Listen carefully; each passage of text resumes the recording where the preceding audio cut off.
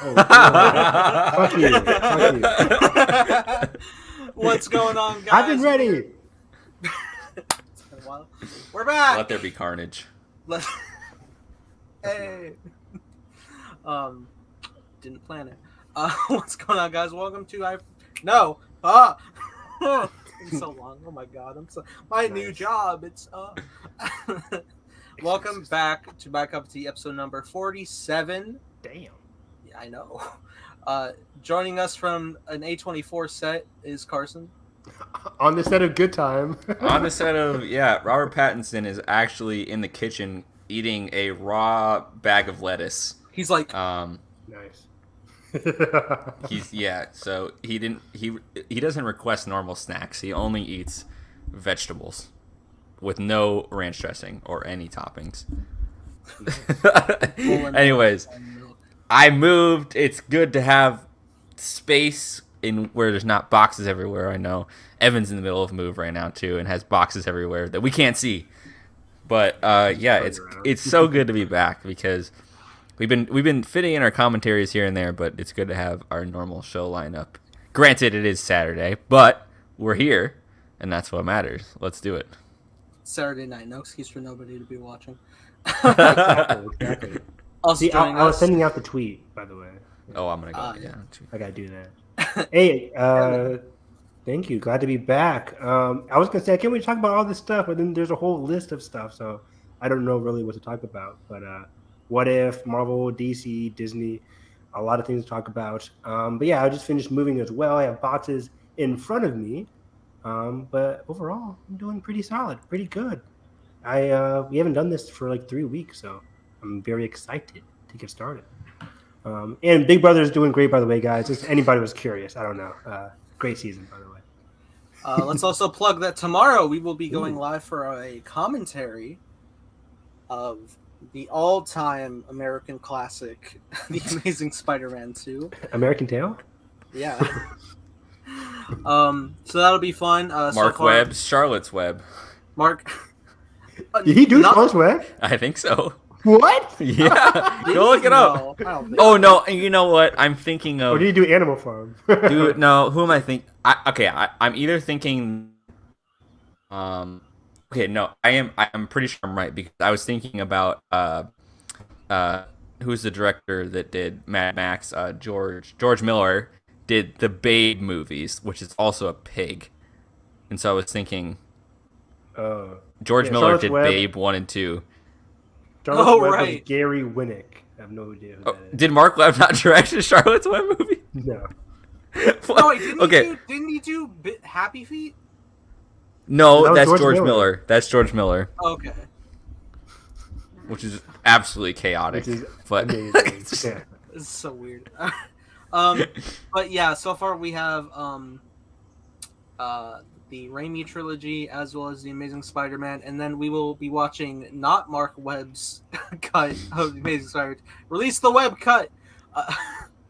There's a great deleted scene I'll bring up when we watch.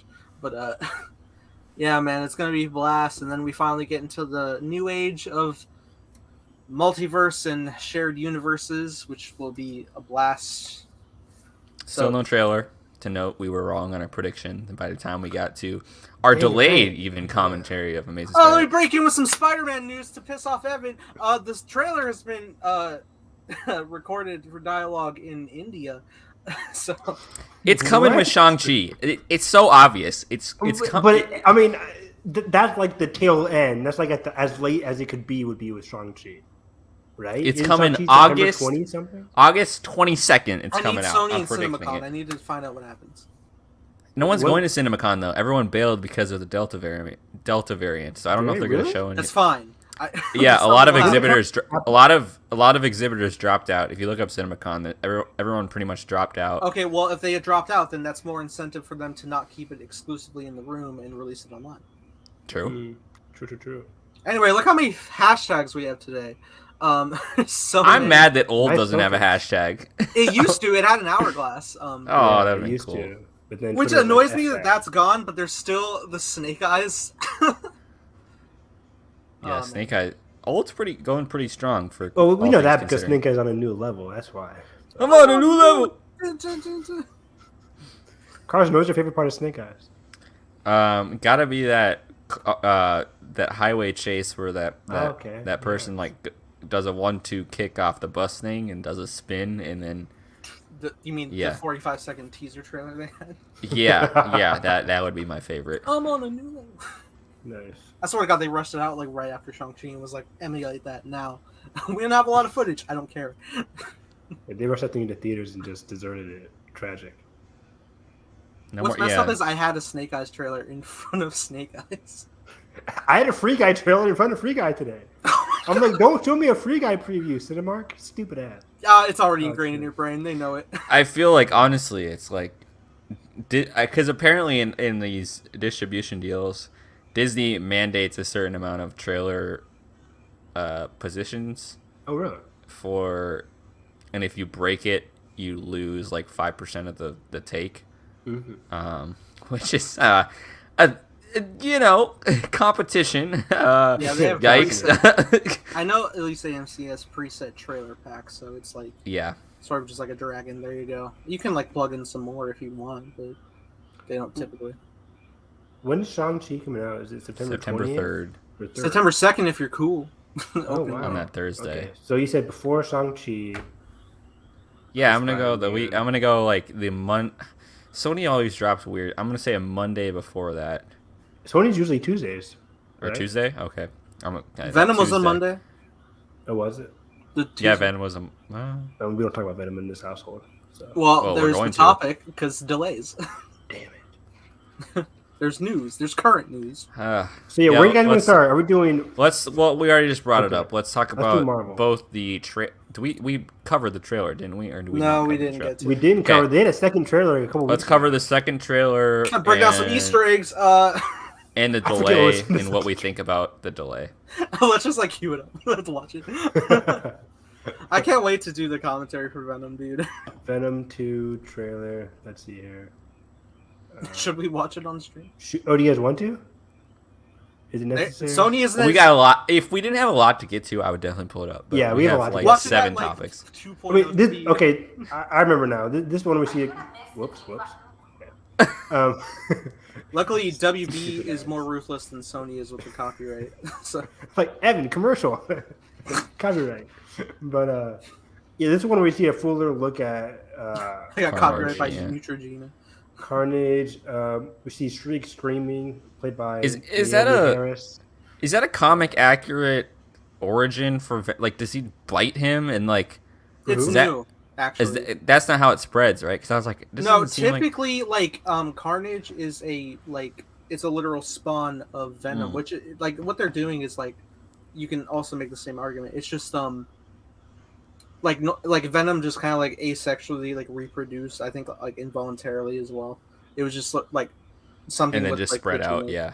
Mm-hmm. But here, it was I like how they're playing it. That he like bites him and like since Venom is in his bloodstream and stuff, that it like carrying over and like twistedly altering with the DNA of Cletus Cassidy. I like that angle.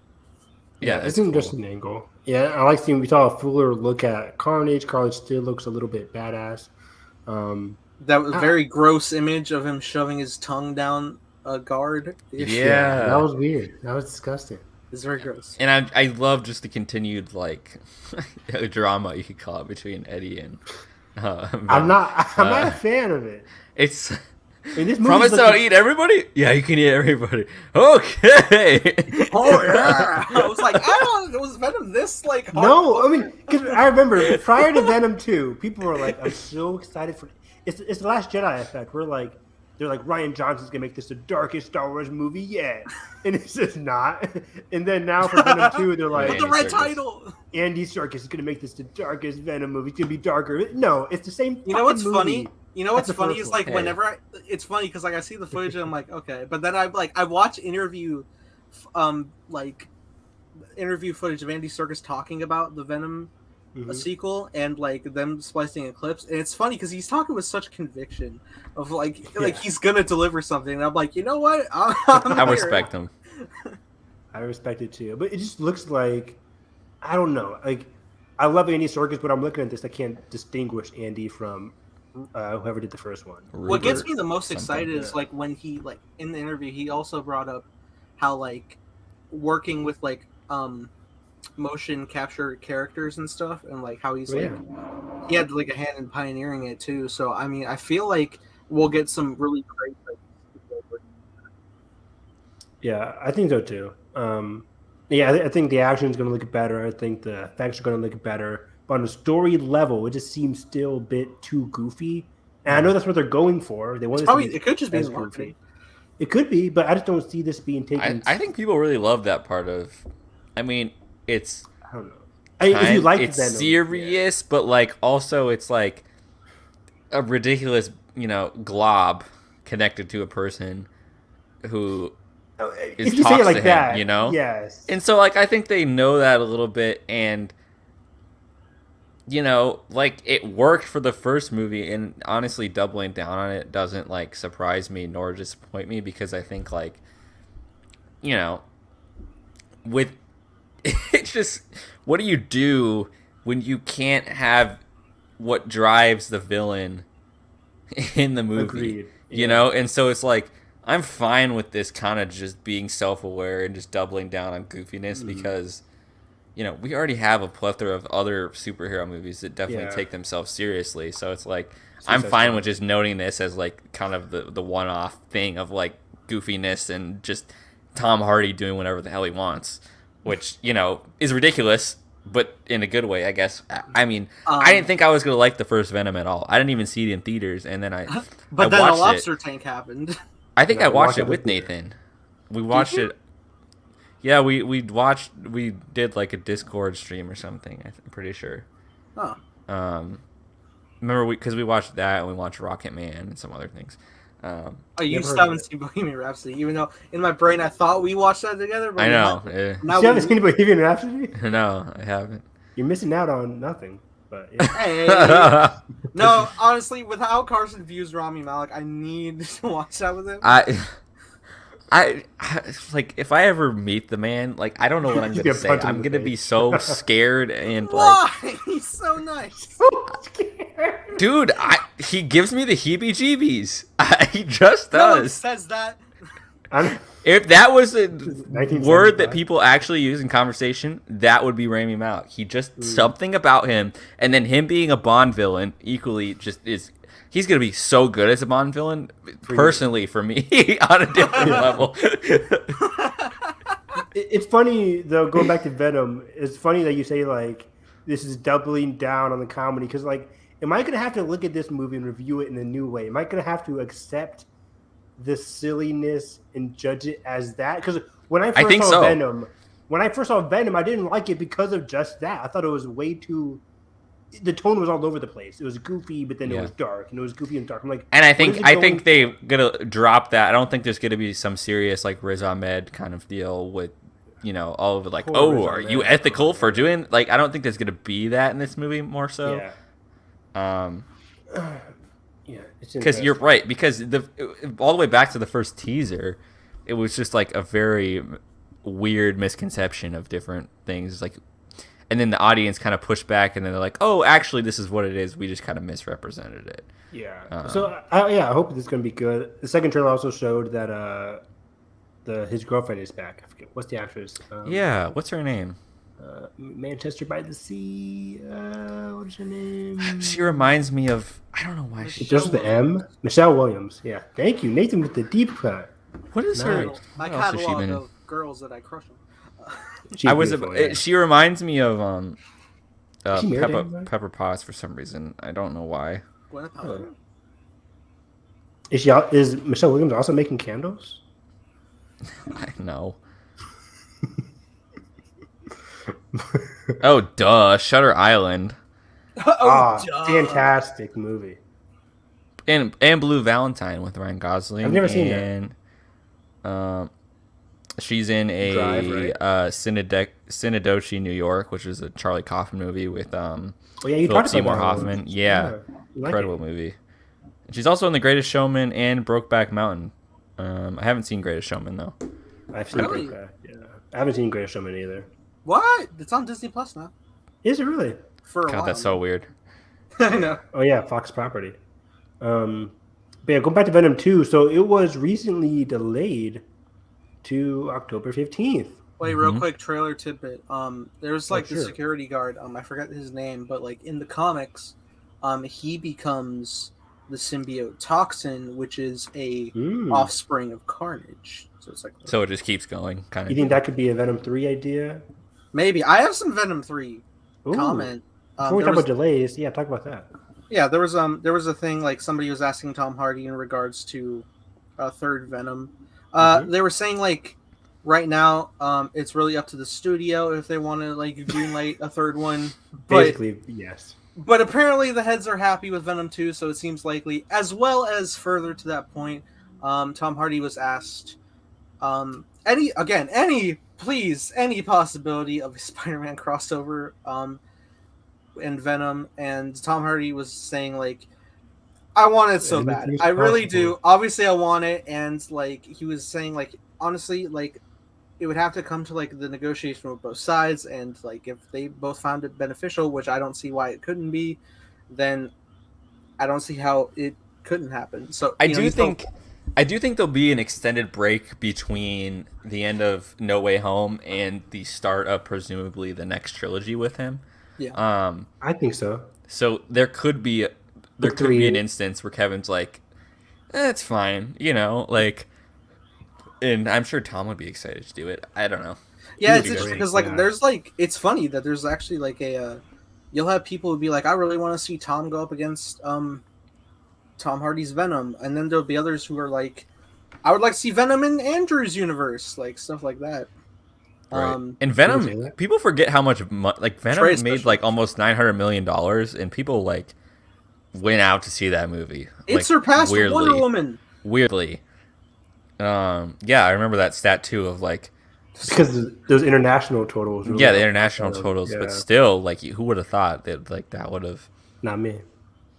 Without even the main titular character in it to like create the villain, like it's so weird. Yeah. It's so weird. Tom Hardy's a big box office draw. A weird Sony success that like. Yeah.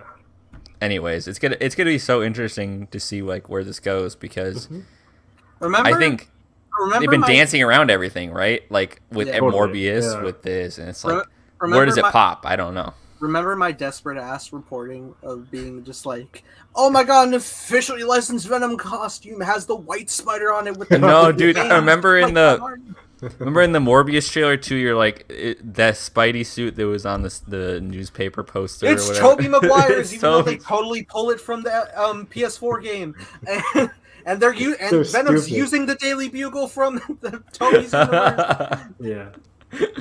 What does it mean? I think Venom 3 or Venom 2 right now is kind of like the Shazam 2, where Shazam isn't going to fight Black Adam in it's Shazam's sequel.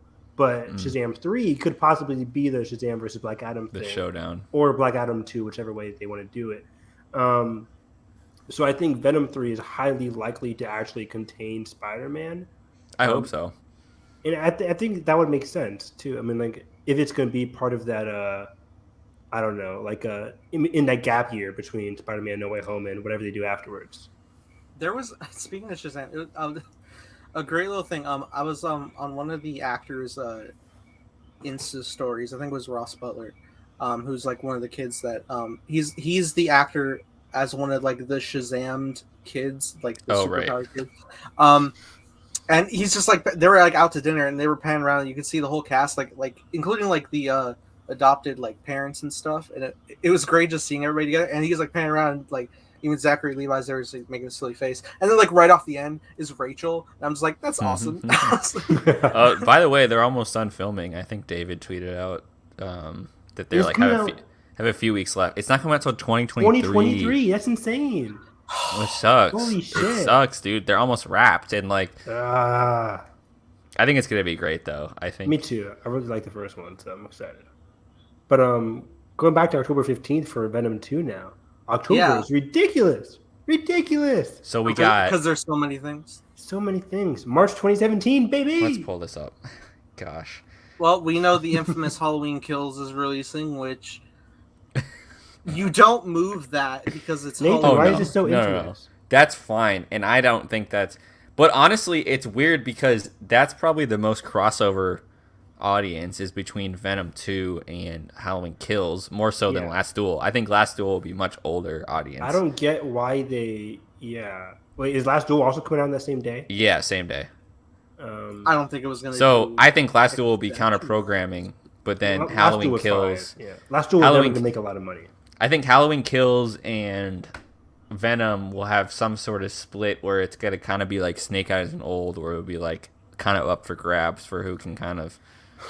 Okay, so yeah, I think Last Duel is never. It's a Ron Howard movie.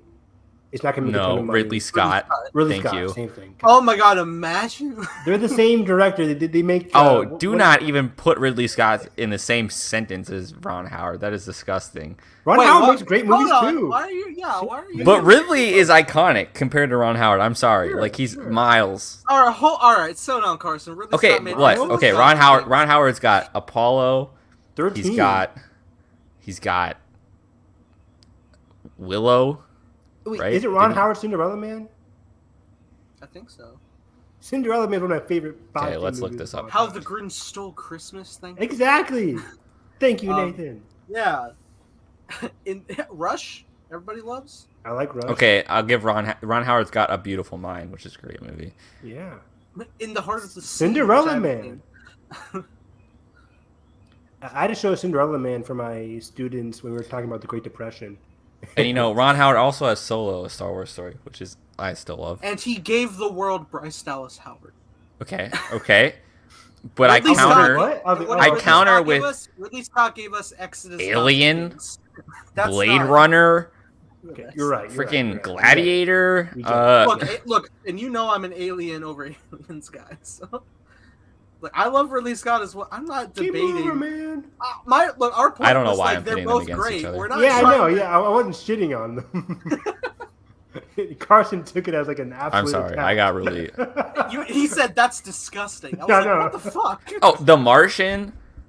Yes. Yes. Isn't that We're Ron not Howard? debating. Is it Martian Ron Howard? No. Yeah. It's Ridley Scott. Come on. It's Ridley Scott? Oh. Yeah. I get them confused. Did he direct? He directed The Gray with. I didn't know he directed The Gray. No way. No, he didn't. He produced it. I'm Sorry. about to say, no way he did The Gray. No way. Google's kind of sketchy. That was Google just like weirdly. They just bundle. They combine them. They bundled all their credits into Bundle one. and save. The Gray was a great movie, though. I'm just getting flashbacks to listening to the whole Disney call the other day, and it's just Why do you listen to this? Chapek just like the synergy between our bundle, our churn is so much lower when we get them together. That's why I got a B in econ. I remember us all listening to the one of the investor calls, and we were just like, Mulan's going to Premier Access? What? Yeah. Why was I listening to that fucking phone call? Oh, we thought someone teased Star Wars news. That's why. And then ever since the Cassian Andor call, we always all right, we'll give it a little. We might see something here. And it never has lived up to that. Exactly. I'm sitting there driving, trying to listen to it, like, ooh. It was kind of funny though. Last Jedi made so much money, ooh. Because this one guy asked Bob why Shang-Chi didn't move the Premier Access, and he's like, great question, and he just had to backpedal, and then the whole time he was also dancing around the whole Scarlett Johansson case. He had to be like, we've made hundreds of deals with talent, but it's just you're just thinking about Scarlett Johansson the whole time, because he's like, by far and large, all of our talent has loved our deals. It's like by far and large. Dude, it's so funny. That's our new. That's gonna be our new tagline to the show. By far and large, one of the most highest paid actresses of all time, and to have an argument with her. Not great. A lot. But, not even an argument. A lot. Yeah, a lot. But what were we talking about? I have.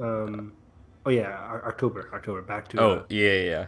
But yeah, I'm just thinking about knock knock with the devil in. But anyways, Ever since we brought up Eminem in chat today, I was listening to I put on Kill Shot on my drive today, and then I was listening to just going back and listening to his greatest hits. I was listening to some Eminem today with my dad on the way to Free Guy. I'm like, Eminem's the best. But Yeah, so I always think about more competition for Dune whenever it comes into October, because really October hope- 15th now Oh, I has like forgot. Venom, Halloween Kills, or Halloween the first one made what 55 opening weekend, I think. That released tail end of September, Um, didn't it? No, You mean October- 55 total or 55? 55 million opening weekend. I mean the first Halloween. Oh, right. Yeah. I mean the reboot Halloween. I mean, Dun, dun, dun, dun, dun, how much did it- copyright. I think 55 opening weekend. It might be 75 actually. Opening weekend? No way. No, had to be 55. Had to be 55. Double check that. It made 76 million opening weekend? Okay, yeah, I was right. Okay, yeah. Oh 75 my opening weekend. god. Yeah. And it had a big drop. On a but- $10 million budget? Yeah. Oh my, dude, it made 25 times its production budget. Wait, Carson, you still haven't watched the Halloween movies, right? I haven't watched any of them. Oh, We wow. should commentary them. Yeah. Just Yeah, like they're the great. one in the One in 2018. One in 2018. The ones Yeah. I've seen. the ones I've seen. That's crazy. I didn't realize it made that much money. And then Venom opening weekend was like 83. I think. God, I didn't know. Or- I didn't know Halloween was that big of a draw. I thought it would be like a 25. Carson, million. look up Venom. Yeah. I'm on Venom. podcasting, Jalen. What? What did Venom do, and what did First Man do? Oh, do not Shut get up, me baby. depressed. Shut the fuck up. Shut the fuck up. Yeah, you're out of the. Venom did 80 million opening weekend. It's I good. was, I'm the best for these box office things. I'm the best. I was close. I said Didn't A 83. Star Is Born open the same day as Venom? Did it? I'll tell you. Let me. I'm pretty sure. I'm pretty certain. But so yeah, so that's two big movies from their predecessors that are coming out a It week did, before Nathan. Dune. A Star Is Born did 42 million opening weekend. God, I can't imagine that. Remember when This- mid-budget this- movies would do that? Like, that Yeah. seems so. But I can't imagine two movies getting above 40 million in this current Holy climate. moly! Yeah, the top 10's gonna do like 72 million this weekend. Yeah, which is great. Right? You know, it's like good, but like it's crazy. Back in the day, back in 2018. 2018. Back in my day. Okay, before so the pandemic. are we nervous What for? was that? But you know, Old- I've had reignited sorry. hope about this Dune competition and just box Okay. office numbers in general. Denise seems very confident in terms of Yeah. getting back there. Rebecca Ferguson has seen it twice. Have you seen Rebecca Ferguson's new haircut? Oh my god, she looks beautiful. Yeah. I'm so God excited damn. for Reminiscence. I'm gonna go She see looks that. And amazing. That comes out like next week. this week. Yeah. I'm pumped for that movie. I hope it. too. I hope it sticks the landing because it's from the Westworld creators. Yeah, I I'm really hope excited it- for Lisa Joy. Yeah. I want to see her do well. Yeah, me too. And Jonathan Nolan, I think. Yes, hopefully that lands. But yeah, I think. I don't know. I think Regardless. regardless of what happens, it's going. Whatever happens, it's going to be framed as negative. I've already Yeah. determined that, and Look so I out in think. Suicide Squad. Yeah. Yeah, Suicide Squad's going to drop almost 75% this weekend, which is Huge. But all the HBO Max drops have been massive. Every single one. You're right. Um, Except for Godzilla, which dropped 56%, which is kind of Crazy. insane. I feel like it had legs though, kind of. it kind of did. It did. No, It really did. it didn't break. It barely. people broke kept coming 100 to see million, but yeah. Yeah, but back in March though, and arguably insane. now, like March was safer than right now with Delta think variant so? surging. Like I would say like that April time where everyone was like really ramping up getting vaccinated. Mm-hmm. At least in terms of like movie going confidence, I think everyone was more positive about it. Now with I'd say the Delta variant, everything it ramping up is more in the mainstream in terms of people getting kind of freaked out by it. True. But I don't know. Yeah, Hopefully, I'm with you, Carson. I think regardless, Denis and his writers have all talked about like the sequel. So I think regardless, whatever makes opening weekend, Warner Brothers is going to be like, we did good. Look at I the think they're HBO already in Max pre-production. numbers." Honestly, I think Oh wow. You think so? 100%. I don't think you get invested in a big of a book. Yo, Caesar. What's up? Facts. I saw Caesar. Were you live on Twitch earlier? I saw you were streaming again. Oh wow. I gotta this go is check new. out your channel again. Because I definitely want to see you play. But yeah, I think regardless, I think it was just kind of understood that it was like you can't just not adapt the book fully. Yeah. Like it just I just get flashbacks to Diverge or Allegiant. I know. And they I did do part too. 1 and they never did part 2. Granted, those are bad. That's a bad movie. But yeah, I just really hope I they think do a part just 2. all the card. I just hope all the cards land for this. Like I just do. Like This is, I know it's early in terms of Oscar contenders, but this is one of my biggest Oscar contenders of the year. I mean, Yeah. just in terms of best director, in terms of best picture, I don't think it's gonna have any acting noms, but still, like it could sweep the under the technical. Yeah, stuff. yeah. I think Return of the King style. I think Greg Yeah, Fraser I mean, will not get Return of the King nominated. style. That was crazy. I think Zimmer will be nominated. I think production design will definitely be nominated. Production, sound, Costuming will probably be nominated. cinematography. Yeah, Who's doing there's a lot going cinematography? for Is it. it Doug Fraser? Greg Fraser. Yeah. Greg Fraser. Yeah. Yeah. God, what a Man. power! Going from Dune 4 months later than the Batman, just nuts. What a guy! What a guy. What a picture. What a picture. What a Wait, picture! wait, the Batman comes out February? March. March. Sorry, I Oh. miscalculated 5. I I don't mean, know. end of Can't count. October. I can't count. March. But okay, that was Venom.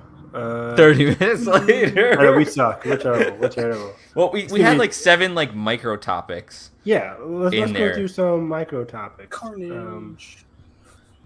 Deadpool 3 could film this year. People, they're always talking about Ryan Reynolds in these interviews about Deadpool. Every interview they can get. Oh, dead. And for Deadpool 3, Ryan said, like, it's possible they could film this year. The script's coming along very nicely. Which I think makes sense. I still think Deadpool 3 is a 2023 title at earliest. Sure. What do you guys think? I agree. Next. Next. I just don't know Is where I am Nathan with this or Carson franchise. excited? Oh. No, I am. Like Deadpool 2 was just not. I know Nathan likes Deadpool 2 better. A lot of people actually like Deadpool 2 better. I don't ever hear that. I swear, I don't know what echo chamber I've been in. Point me in their direction. Show me my people. But yeah, I guess it's just been it was weird to have what's the Tim Miller leave, and then who even directed the second one? Oh, it was David Leitch, of course. That guy who does everything. Am I the only one who went to go see the Once Upon a Deadpool re-release? Yeah, I didn't see that. I did. It was honestly pretty entertaining, even though it's the same movie, right? it did feel like you were watching a PG-13 cut of Deadpool 2. Because that was after the Disney merger, wasn't it? Or like very close to it. Very close. I think it was like a testing the grounds of like if you could do. Honestly, it was still fun, like just seeing the cutaways to like the narration with Fred Savage kidnapped. It was pretty fun, man. I mean, granted, in hindsight, you could probably just like go and like look up Once Upon a Deadpool new scenes and get the gist, but it was still enjoyable.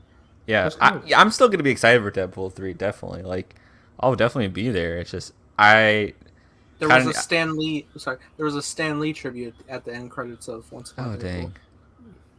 Dang. But yeah, obligated. I can't wait to see who they get, because I think they'll get a new director and kind of get some fresh blood. Ryan Reynolds himself will be directing.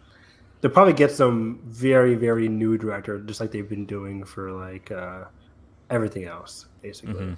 Gareth Edwards. No. Yeah, I wonder. Some, like, under the radar director that they recently got. The guy who's doing Blade, like I forget his name. Yeah, he's doing a new one. Like they always get like these new directors who have come in with a great pitch. I forget who directed Black Widow. Kate Shortland. Thank you very much. Yeah. Is it Shortland? Kate Shortland, I think. Yeah. Evan will never fact check us. He'll just be like, sure. Yeah. No, I believe Carson. Carson never bullshits me. What does that mean? What does that mean? Well, I don't know why I said it like that. Like I was talking to you. You bullshit me all the time. You're like, I wasn't. I don't know why I said it like that. Pretty good. I don't know why I said it like that. God. I realized what I said. I was like, that was a weird inflection. Can we see that again? Cut. Cut. Rewind. Thank you very much. Catherine Hahn comes in. You want to take that again? Okay. Deadpool 3. There's more plans for James Gunn after the Suicide Squad. Warner Brothers really liked Suicide Squad. because it was a great movie, right, Nathan? It's good. Okay. It's my 8th of the year. That's still pretty damn Yeah, but high. where is it on your DC list? Look, man, I enjoy a lot of DC stuff. I Explain yourself, motherfucker. Okay, well, you want me to break it down live? Yeah. What didn't you like about it? Or talk about it now? I don't know. Let's save that for later. I don't if you have know. Okay, time. we'll save it for later. Yeah, we'll save it for later. Because we haven't even talked about What If, man. What We'll if save we What did If talk for- about it? That's like the newest hot thing right now. Is it? Is anybody talking about what? I don't see any discourse on it. Me honestly. neither. Oh, it has to have discourse for us to... What the hell? What the hell? Carson, what's the discourse meter on? If I'm not talking about it, like, it ain't real. I'm just kidding. Carson's not excited for Deadpool 3 anymore. I am excited for Deadpool 3. Because they had the Deadpool and Korg video, and they reminded him of his I Logan love that, Ragnarok. by the way. Can I just state for the record that was fun? Cool. And I just think Ryan. And it was Free Guy. If Taika wasn't busy, I would have Taika direct the Deadpool movie. Oh my Totally. god, they had Really? So there was 1000%. Taika was- would go crazy with a Deadpool movie. By the way, there was a new update of a Free Guy trailer recently, where they were promoting like the like CG Ryan Reynolds in the movie. I saw. No, they played that. That's what they played. They played that weird like. They played it in bit. front of Suicide Squad. Yes, in front of Suicide Squad. And I And was it like was, confused. And it was weird because it was like it got meta because it was like, oh hey, it's Ryan Reynolds like doing an interview, but he's like, yeah, I got this buff now. I don't fit in the Deadpool suit anymore. They're really milking the Deadpool suit. Cause Yeah, I that's never saw hilarious. that. yeah, it's pretty funny. Interesting. But what do you guys think they're going to plan for James Gunn after the Suicide Squad? Just the Suicide Squad sequels, or is he going to get his own whatever he wants? I think it'll be a basically? solo character movie. We Ooh. know he's doing 5 episodes of Peacemaker. He's doing the first 3 and the final 2 episodes. Which are wrapped, by the way. How many So- episodes of? Oh, you're right. Maker. Yeah, Did- just Peacemaker. did, 8 episodes. yeah. He's doing the first 3 and the final 2. And they Okay. start coming out this January. And then Dave Filoni's doing the middle episode, right, with Ahsoka. Finally. Dave Filoni's going to introduce her into live action in Peacemaker. 2022 is going to be sick in terms of TV. It's disgusting. Last of Us. So much. Peacekeeper. I keep saying Peacekeeper. Peacemaker. We're keepers of the Game of peace, not Thrones. soldiers. Game Fucking of liar. Thrones. Lord of the Rings. Lord of Holy the Rings. shit. Last of Us. They're in new The Boys season 3. they're in the UK now, and they're not. You know what? Sidebar. I'm pissed. Oh, here we go. Okay. Shit. Look what I'm you did. pissed. I'm sure they have so many exterior shots now. It's fine. No, they don't.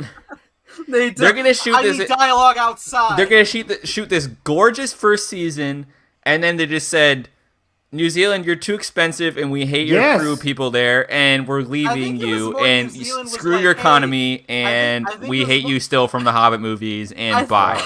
Wow. I'm pretty sure it was a thing where like it was like, hey, we are New Zealand, and we don't want the fucking virus here again. Leave. Nah, they No. screwed. That's a good point. Anyways, Also, this is the most expensive show. I think they want to try and limit the budget as much as possible for season 2. I'm just worried. Obviously, I think I have faith that they're gonna pull it off. It just Yeah. bugs me that we're gonna have this gorgeous exterior like first You season. haven't even seen the and- show yet. But seeing that first The still, dude. volume. I'm kidding. I can't knock it until I see it. But right now, I You just know feel how- I you feel know, bad we for all the can crew in be- New Zealand who like got invested of like, oh, it's gonna be the Poor 5 New season thing. Zealand. Oh no, Dude, have you like actually read up on like how bad Are they they doing got screwed that? over in The Hobbit? Oh, The Hobbit. Yeah, that was pretty bad. I actually have. But There's a whole Lindsay Ellis actually did a video essay on the entire thing. Like, Oh really? I remember reading articles about it, but I never watched like a. yeah, she Video like pretty breakdown. much summarized the entire thing and breaks it down what happened. And man, it's sad. But Did they But that Battle of destroy Five the Armies, land? Like, the what? did they destroy the land? Like, No, they just screwed everybody over. Like, oh, the and- production. Yeah. It's a money thing, right? Yeah, and they wouldn't pay local crew what they deserve, and yada yada yada, and Yeah. I feel like lives are ruined. I feel like the only thing I ever hear about BTS and The Hobbit is just the infamous Ian McKellen broke down on set being surrounded by green screen. Yeah, this isn't why I became an actor. Which I'm not going to knock Ian McKellen, but that's BS. Yeah, of course. He filmed all 3 X-Men movies. Come on, Ian, really? Ian, really? X-Men 3? Oh man, yeah. Come on, Ian. Too funny. 2 years later, Days of Future Past. Oh boy, but so yeah, I think James Gunn has a bright future, and it goes to show, regardless of box office, because Suicide Squad unfortunately didn't make that much money. Regardless of box office, Warner Brothers is still going on with a lot of their 2021 movies. So hopefully that shows good signs for Doom. We're still in the panorama, so I feel like whatever James is gonna do, it's probably just gonna be more like outrageous characters that he's going to give life to, which he's really good at. A Ratcatcher TV show. Where is that at? I want that. I want a revived Polka Dot Man. Yeah. Spoiler alert. I feel so like egg on my face because I waited for the end credit scene, and for a briefest moment I was like, they recovered Polka Dot Man. No. No. Yeah. It's John Cena. But yeah, or he could simply just do the next Suicide Squad movie if they ever decide to do another one. So what were you, some kind of Someone said that like they would love if they just keep doing them with different directors giving different iterations. Oh wow! Which I would just love. Like a Ron Howard Suicide Squad. God damn it! A Gareth Edwards Suicide Squad. He's in director jail. Damn it. He is not. Leave him alone. Where is he, Carson? Where is he, He's directing. John David Washington is starring in his next original sci-fi movie. Leave this man alone and let him like float in a raft like as he was for like 4 years after his Rogue One. That last image of him in his swimming pool. Notorious. This is the last image I saw of Gareth Edwards. I remember he had a PlayStation controller. That was it. Did you see his criticism of the Rogue One poster? This man was tired. All right. Was that even real? Yeah, that was real. Serious? Because I'm pretty sure they ran with it. I know. I don't think anything changed. Tomorrow. John David Washington has left the project. Leave him alone. Speaking of which, that new Netflix movie comes out soon. Beckett. Which got mixed reviews, but looks interesting. Because Alicia Vikander's in it too, and I'm like, not Star Wars story, Nathan. That's all I think. Played by Woody Harrelson, who will now be Cletus casting Carnage. Hey, full circle, we did it.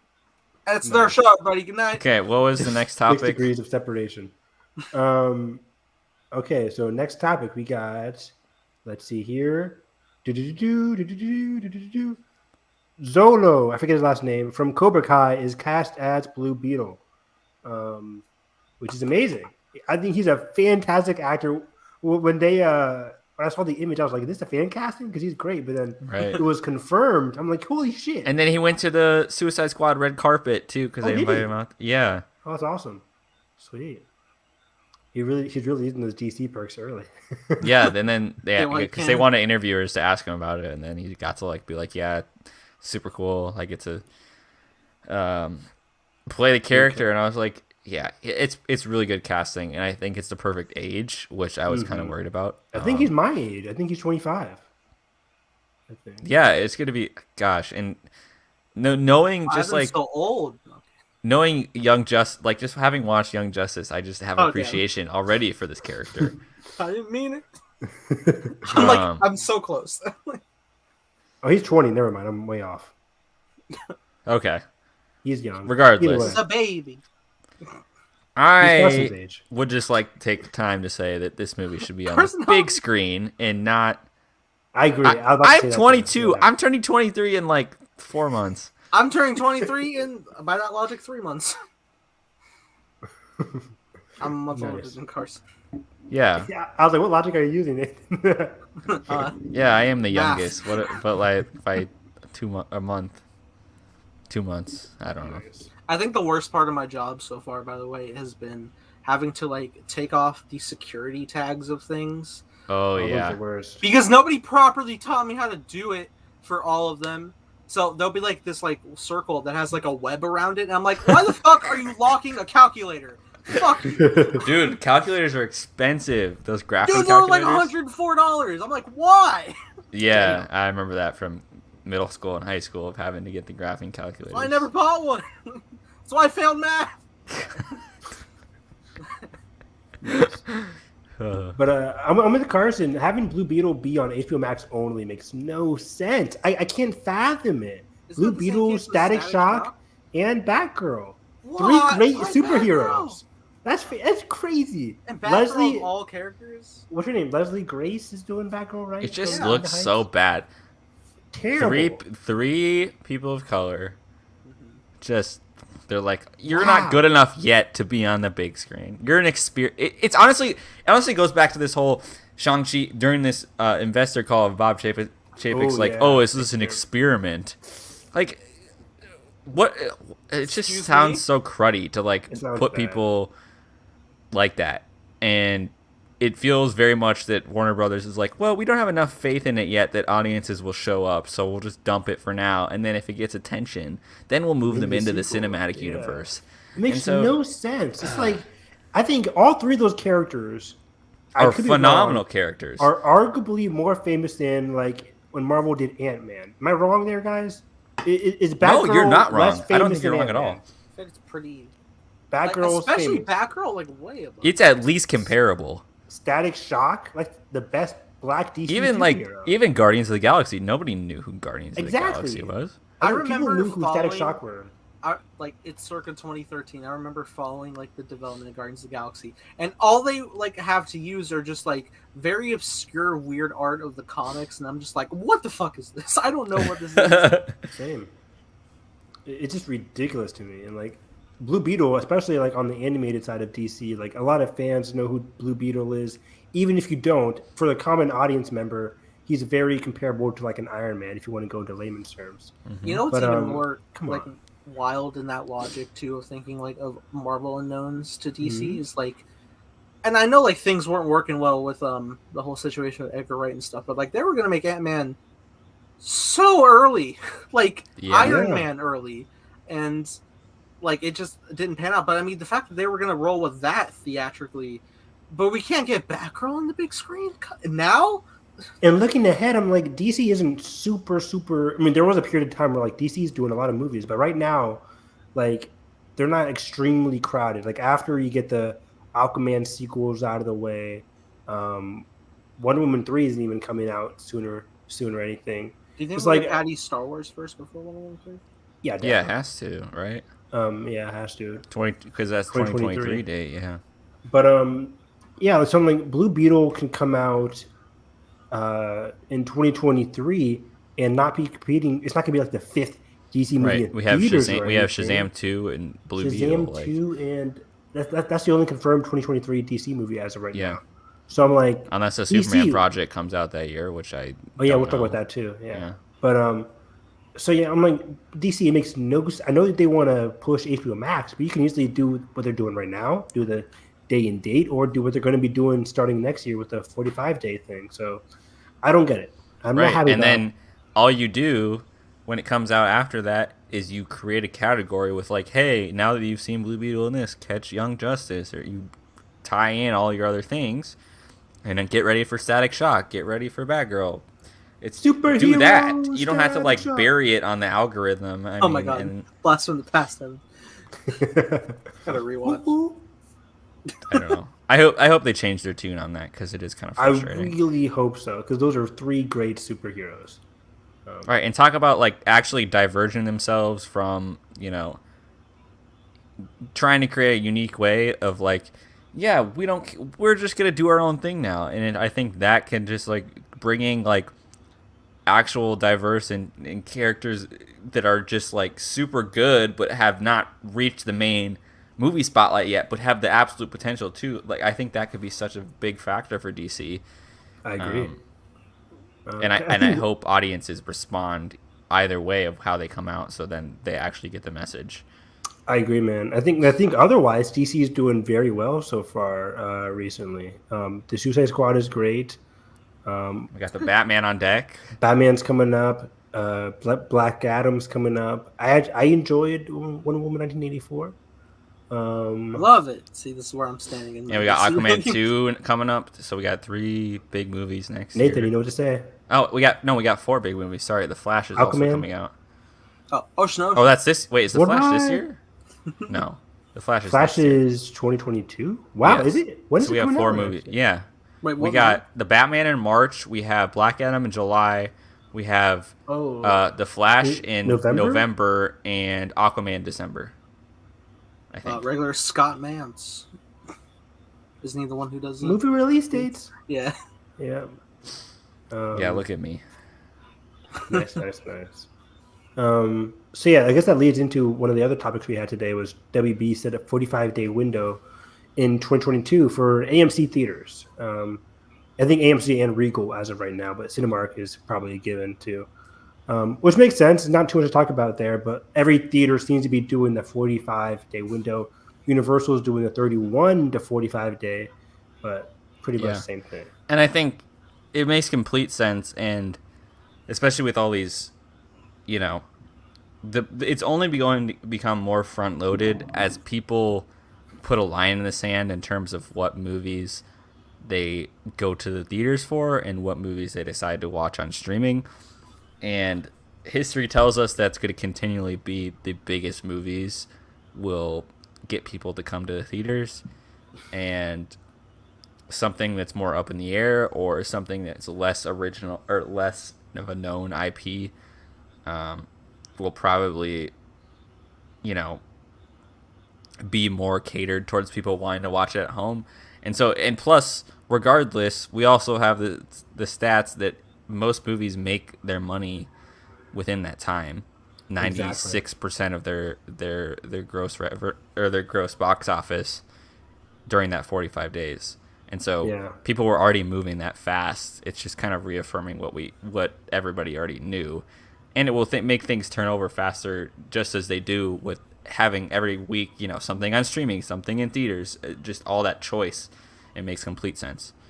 And I'll say it again, it's always interesting because I used to be against this 45-day window thinking like, oh, it's too short. But it's crazy how like A Quiet Place 2 made a lot of money. It also had the 45-day window. And I felt like that had ample time to make a lot of money. And I feel like there was still a lot of conversation around A Quiet Place 2.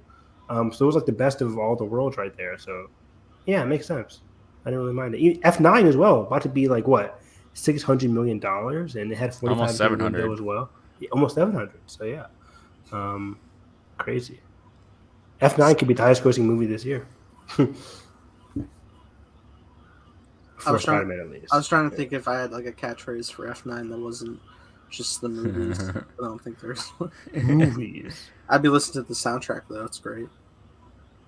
Okay, what's next? Oh, speaking of WB, so this was a couple weeks ago, way back, but Michael B. Jordan is developing a Val-Zod Superman limited series for HBO Max. This is not connected to the J.J. Abrams produced Clark Kent Black Superman that they're doing for theaters. So is Michael also potentially set to star? Not in his Val-Zod series, yes. Yes. Not in the J.J. Abrams one. We never reported on that? No. Feels like a lifetime ago. I know. This was a day after we did our last podcast. I remember this. Because it came out on Wednesday, or we did our podcast on Wednesday. This came out like on Thursday, yeah. Isn't that how it goes? Cue the laughter. I do love that. The more Superman stories that they can actually amp up and kind of actually figure out what they want to do with, instead of just dancing around it. For Man of Steel came out in 2013, guys. We're almost coming up on 10 years. 10 years since a solo Superman live action movie has been released.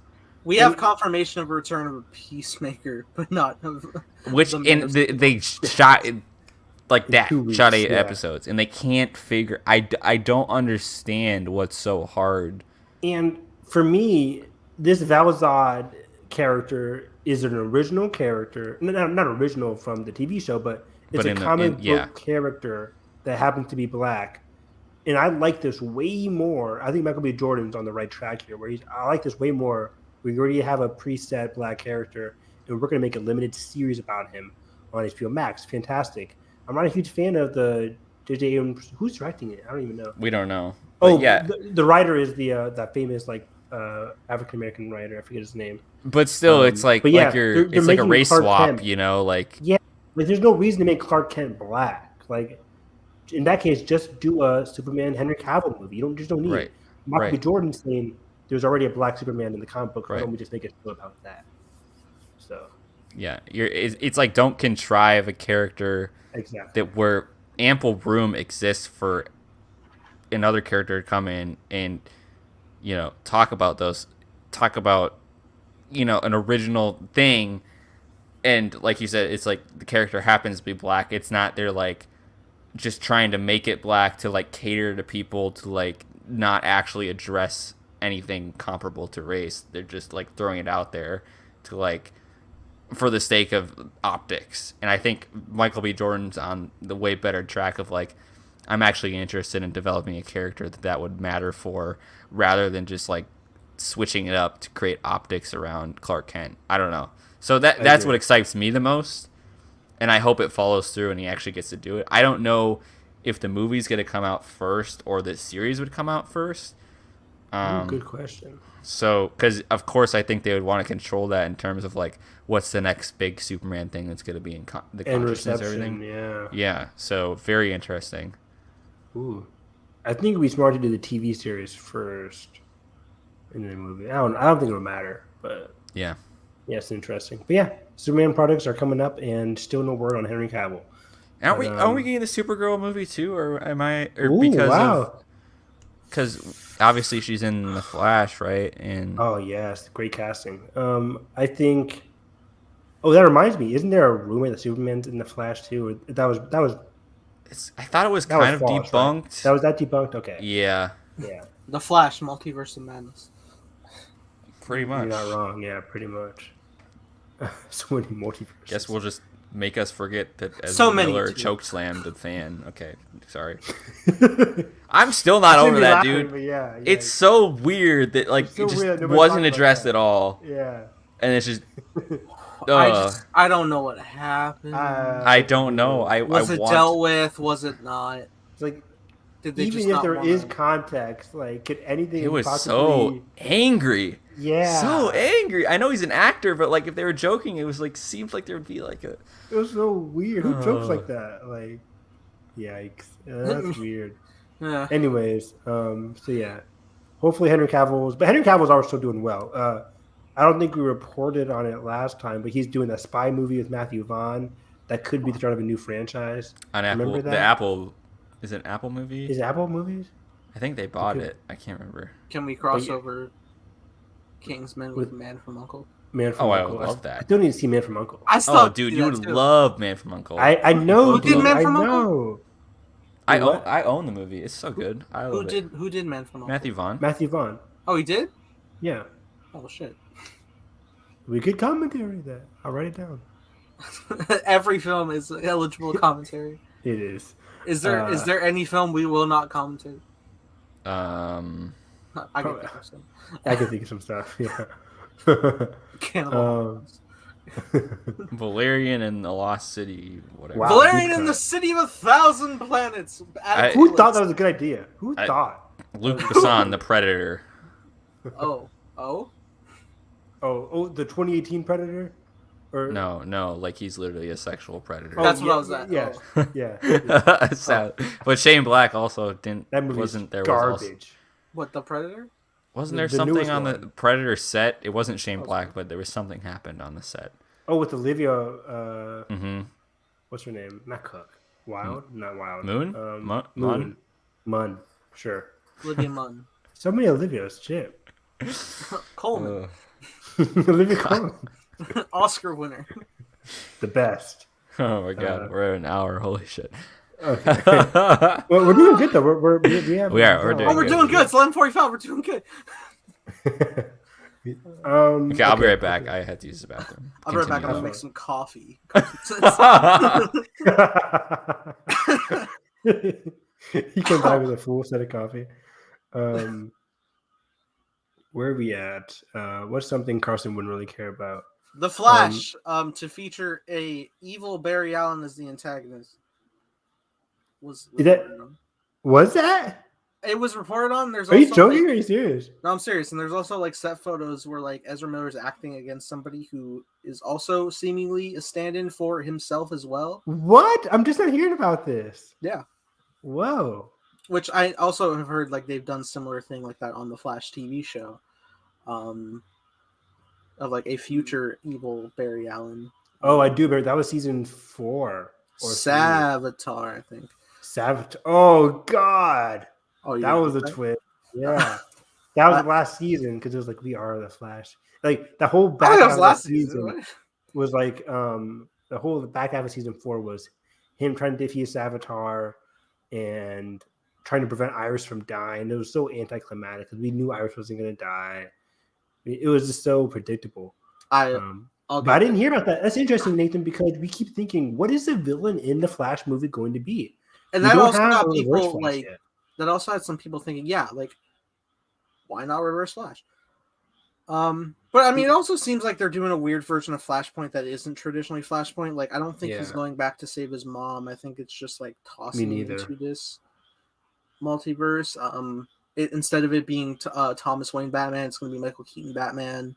Instead of the mom being the beating heart of the movie, like Flashpoint was, I think they're just going to use it as a way, like instead of a motherly kind of thing, they might be doing like the fatherly thing with. But then they recast the actor for the dad. Ah, that's a great point. Shit, that's awful. Yeah, that's awful. I mean, just wait to get him back. Scheduling conflicts and everything. I think WB was like, we've waited and delayed the Flash so many times. Like, fuck it, we got to hurry up. No, man, he's so good. Billy Crudup is great. Billy Crudup is great, man. Yeah, it's tragic. Y'all see that Snyder cut? Speaking of WB and DC, still going back to Batgirl, I forgot that J.K. Simmons was possibly going to be in Batgirl. I think I don't know if that was confirmed or not, but yeah, that's in my notes as well. That's amazing. J.K. Simmons, canonically the father of Leslie Grace's Barbara Gordon. Oh yeah. I guess that's it. Yeah, so that'll be interesting. That's awesome.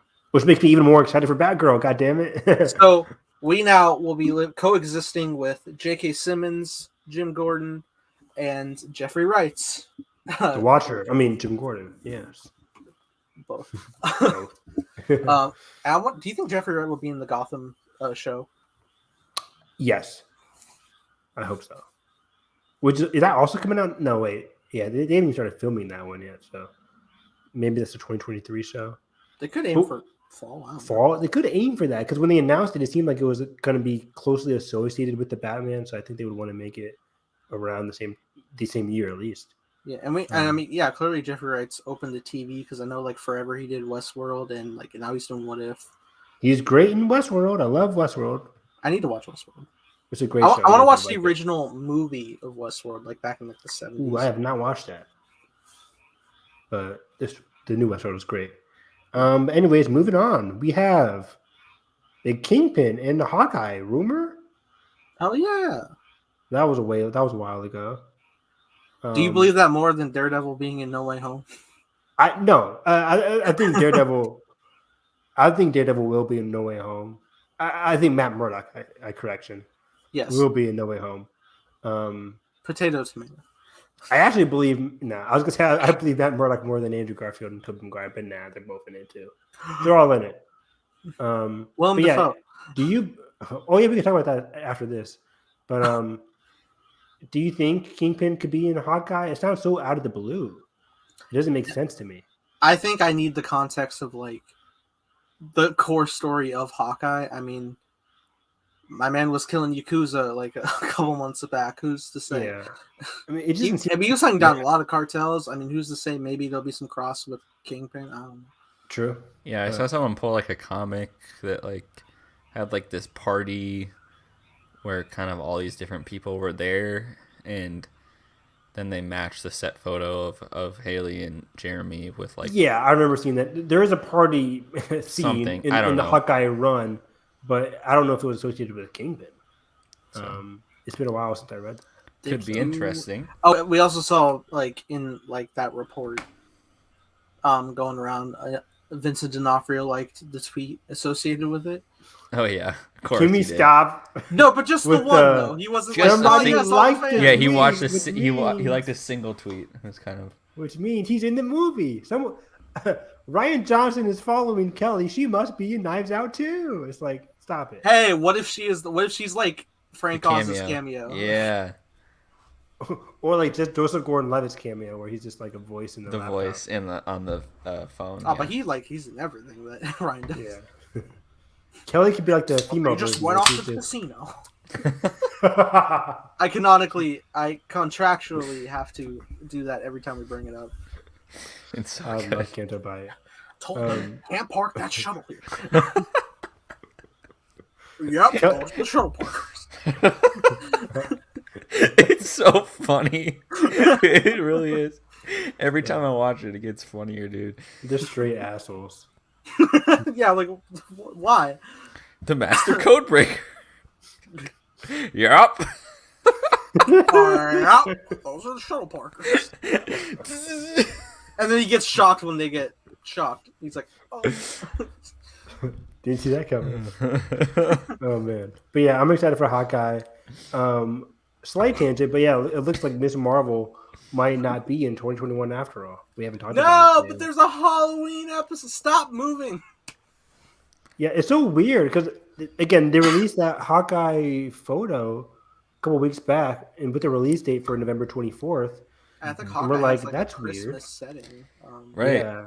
And we Like- had the whole Miss Marvel sizzle story teaser Yeah, back on with Disney actual Investor Day. footage Yeah. last year, and it looked pretty damn finished, close to finished. So very interesting that. I mean, we didn't Wonder see what effects, happened. but like So yeah, who knows? these Disney Plus what it shows is. aren't like super effects heavy for like the majority of an episode runtime. No, And who knows? And maybe it's a strategy with her being in obviously the Marvels next year, Captain Marvel 2. want to keep it in the same year, kind of thing. Want to keep in the same year, which But also could make sense, WandaVision and Doctor Strange. Oh, you know what? I say like, yeah, they're not very effects heavy. Meanwhile, we'll get like a BTS photo of like somebody's background was changed, just for the hell of it. Also, speaking of Miss Marvel, there's that rumor that they might be adjusting her powers Yeah, but more. I didn't hear about that. because there was a poster with her like in this weird purple. It was like a on her crystallization or hand. something. Yeah, because in the comics she has like the stretching. That's what she's most famous for, like the stretching Yeah. and the expansion abilities. I think she still will do that. I think it's just more like an explanation of how she gets it, maybe. I hope so, because I heard like the rumors. I don't think they were good rumors, but that she would have something closely related to Green Lantern, where it's like a projection style expansion. Oh. You know what I mean? Oh, I don't want that. Me neither. I'm not happy about this. Willpower. Willpower. Not that, but yeah, this is like she makes a big fist, but it's like a purple projection and not her actual fist. I'm like, No. It reminds me of the character from Young Justice, actually, who then what's her name? she's from season 3. Yeah. Yeah, I can't remember. The Indian woman, Pakistan. Yes, and she has like different color projections that Yeah. do different things. She was cool. OP Yeah, was she's- cool. She's awesome. Yeah. Yeah. Okay, going down the line. Doom. There's an Exorcist trilogy with Leslie Odom Jr., which is a $400 million deal. That was What? insane. An Exorcist trilogy? Yeah. Yes. It was weird because the first one is in 2023. in theaters, and the last two are on Peacock or some weird Oh, No. yeah. something Ew. very I remember weird. that now. Why? I mean, I'm not Yeah. like annoyed that it's Peacock. I'm annoyed that it's streaming at all. Like, why? Right. Would And you it was such a want weird to? deal, too, because it was so much money. Let me So see much here. money for just Interesting. potential that we don't know how it's going to fizzle out, because who's to say the first one is just going to be not good, or it could be good, but like Yeah, more than $400 million Are for a they going Universal off- Exorcist trilogy. Are they going off of like the existing Exorcist property, like the original Yes, movie, or are it's a Halloween type of thing where it's like Mhm. 40 years later. Oh, it's a sequel. Yes, yeah. Okay. yeah, because it's featuring the same woman from the first one, Ellen Burstyn. Oh wow. So hopefully it's an interesting pitch. Yeah, I only got Peacock recently because I could watch the Olympics. And really? they canceled it. And then they crashed and burned on that. Even apparently, Yeah, it was so hard to catch up on like races that I missed. Any and events, stuff. yeah. Yeah, it was Damn. bad. What is it called? AI or layout? UX, UX, user sure. experience, user Sure. interface, UI, UX. You're the film guy, Carson. Come on, help me out. It's not even film. This is It's tech. not a release date. He doesn't know. Ah! But yeah, that's it. I'm not a huge Exorcist guy. I mean, I've seen the movie. It's freaking crazy, scary. Mhm. But I remember my horror film that I'm making. I was like, yes, one of the big influences would be The Exorcist. But then I watched The Conjuring. I was like, oh shit, that's what I'm looking for. Conjuring is so good. I'm just so excited for Lee Winnell's The Wolfman with Ryan Gosling. That's my I most need anticipated thing. updates. I miss Ryan Gosling. Where have you been? He has like 4 projects in the works, which I'm excited. Oh, Hey, he's you doing guys- that one with Chris Evans. Next The, year. guys yeah, the remember- Gray Man with the Russos. You guys remember that SNL skit about papyrus font for Avatar? Of course, yeah. Oh, fucking great. I want to remake that skit, but it's me obsessing over the No Way Home trailer. That would be good. Like, I know what you did, Sony. That trailer's never coming out. It's perfect. Okay, scrolling down here. Live action TMNT from Colin and Casey Jost. I'm down. I The like Colin. strangest announcement I've ever seen in the Weird. 4 Look, months. I like Colin Jost, so I'm down. But I mean, writing going out to pretty good let's back this up. Writing a live action Teenage Mutant Ninja Turtles reboot It's been like Why? 5 years. when you've already created this new series that's produced by Seth Rogen, directed by the excellent director of The Mitchells versus the Machines, which just seems the perfect way to revitalize the brand in animation because it's so much better in animation. So much I better. agree. That's how I grew up on Teenage Sure. Mutant Ninja Turtles. I grew up And then on you have on 2 animation. SNL writers writing a live is it going to be just like a goofy comedy? Like I don't I don't have faith in it as much as I care about. And the Seth Rogen thing is an animated movie, right? I have Yes, animated movie, sorry. I have faith in the I have faith in live action just because I'm curious to see how they'll execute it. I mean, like, there's been Even after the Michael Bay produced like it's just yeah, because it's not Michael Bay. I know, but the second movie was true. so jarring. I don't know, like those 2 rhinos that show up and like Excuse me. Wasn't We'll put Stephen Amell respect in it? on Bebop and Rocksteady.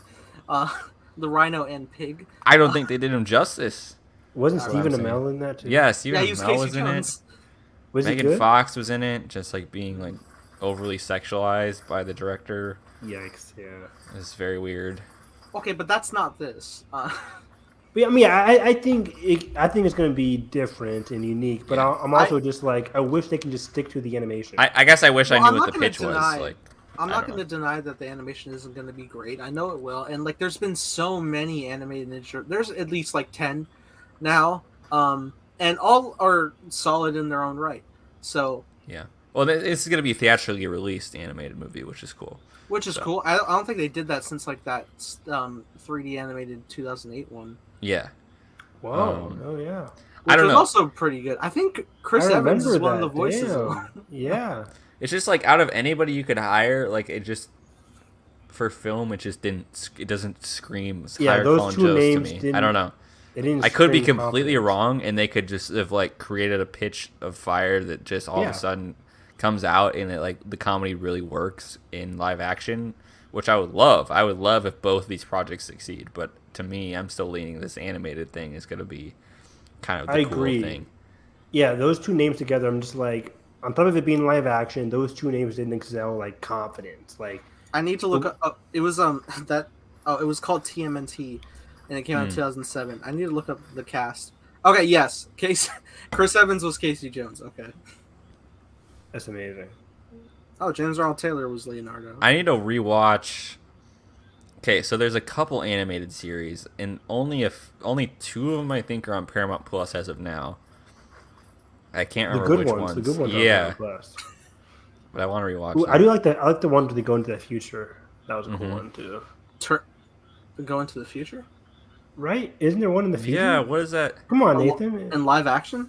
No, No. We're talking animation. about the animated series. They're just different ones. Oh, okay. What is it called? It was on WB64 growing up. Yeah, it's Oh, Turtles in Time? Trolls in Time, Turtles in right? Time. They Yeah. went to like a bunch of different, and there was like different like art styles. Like they even Yeah. they even had like the '80s turtles, and I was like, oh, Yeah, that was really cool. I like that one. that was and yeah, that was like the 2003 animated series. That's what I grew up with. That was mine. Yeah, and there's Me also too. a 2000. Which is on Paramount Plus. 8 or 11. You said I think just now. Yeah, there's 2 of them that are on Paramount Plus. It's the 2 most recent, or the one that we're thinking of, are on there. Paramount Plus has some good. I was watching real quick tangent on Paramount Plus. Ned's Declassified. Do you guys watch Yeah. that growing up? Just the Nickelodeon line. No, and dude, here's That's a great show. here's how I've been thinking, because I follow the main character guy on TikTok, Yeah, he's great. and they've been trying to pitch a revitalized version of it Really? to Nickelodeon, and they keep turning it down, and it's just Wow. like very They- disappointing. Are they pitching it like Lizzie McGuire style? Yeah, like iCarly, Lizzie McGuire, like grown up version. Like, hey, we're in our 20s like and 30s now. grown-ups? Yeah, like now we're gonna have tips that's for. so cool. And I was like, dude, that's like the perfect pitch, because it's like the audience. It's the thing with the audience grows up with it, and then you I get need to Ned watch. to tell me how to do taxes. What would the Yeah. show be called? Ned's I don't know what they- Declassified Adult Survival Guide or Yeah, or something like that. And I think Asterisks, your results may vary. oh man, that show. Because I'm watching the show like late at night, like because I was watching the Big Brother live feed, and I'm like, let me switch over. let to me Ned's just Declassified. put on Ned's Classified. And yeah. I was like, whoa, this show is fucking hilarious. yeah, and I Yes, really sir. wish they would greenlight something. I missed would... that show so much. I remember renting the movie from Blockbuster. Like, Oh, Declassified and movie? here's the worst Yeah. part is they won't let them shop the rights anywhere else. They're like, no, we own the Wow. rights. You can't make it. That's shocking to me, especially because of Paramount Plus and Nickelodeon right now. They're doing Right. iCarly, Avatar Studios. Like, It seems like the perfect. it seemed the perfect Project. time to, help that out. Okay, weird.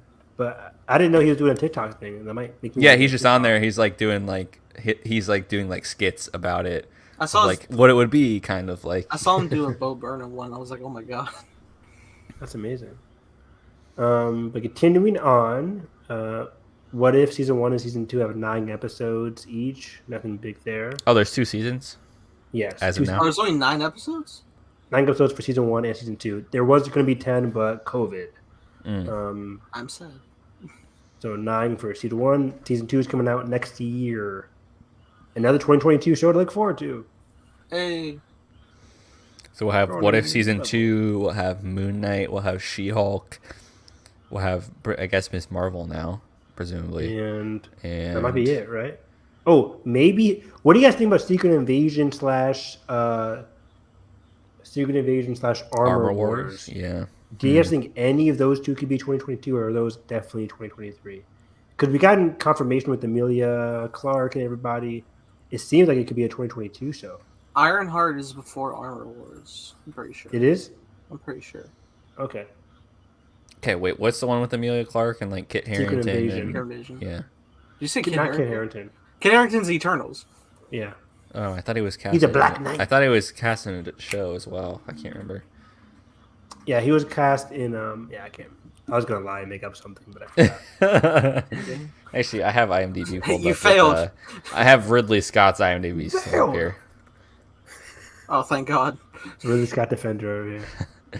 I thought he was the James Cameron defender. He's okay. He's just such an inspiration to me because this man didn't make a movie until he was like 40, and then is just still kicking. That is- Has 2 probably Oscar contenders coming out at like age 83 this year. Like, what a guy! I think that That's was the insane. same with. I think that was the same with James Cameron. I got an ad for his masterclass, and he was like, "I was just a truck driver," and then I was like, "Oh, I'm Right. gonna make a movie." It's like, oh Like, it's shit. so awesome. But Good for times you, have James. changed. Now the market's oversaturated. How? Hey. Hey, shut up! Shut the Will fuck he up, Nathan. survive his That's- Avatar saga? That's me every time I listen to the Roger Deakins podcast of like everybody that goes on there is like, yeah, like the film department was just starting out and they had like this one camera, and then like I just got a job because. And I was like, dang, it's just not like how anything is these days. Yeah, it's just I know. depressing. You have a camera in your pocket now. Just go film something. My favorite thing I've heard recently is Chris Stuckman called that out, and he was just like, that doesn't help me. Like, now that I'm making shit, I'm gonna like actually explain shit to help you. And I was like, hell yeah. So that's gotta love that. Gotta love him. So moving on. Lord of the Rings show, we talked about it, coming out September 2nd, 2022. Gonna be good. I wonder when we see a trailer for that. I guess I'll wait till next year. Or maybe they could do one this year. I saw a promo in it. It'd be a nice Christmas present, like do a Force Awakens like teaser kind of deal. That'd be nice. All the Lord of the Rings films came out around Christmas time. Mm-hmm. Okay, so speaking of Ridley Scott, what do you guys think of the House of Gucci trailer?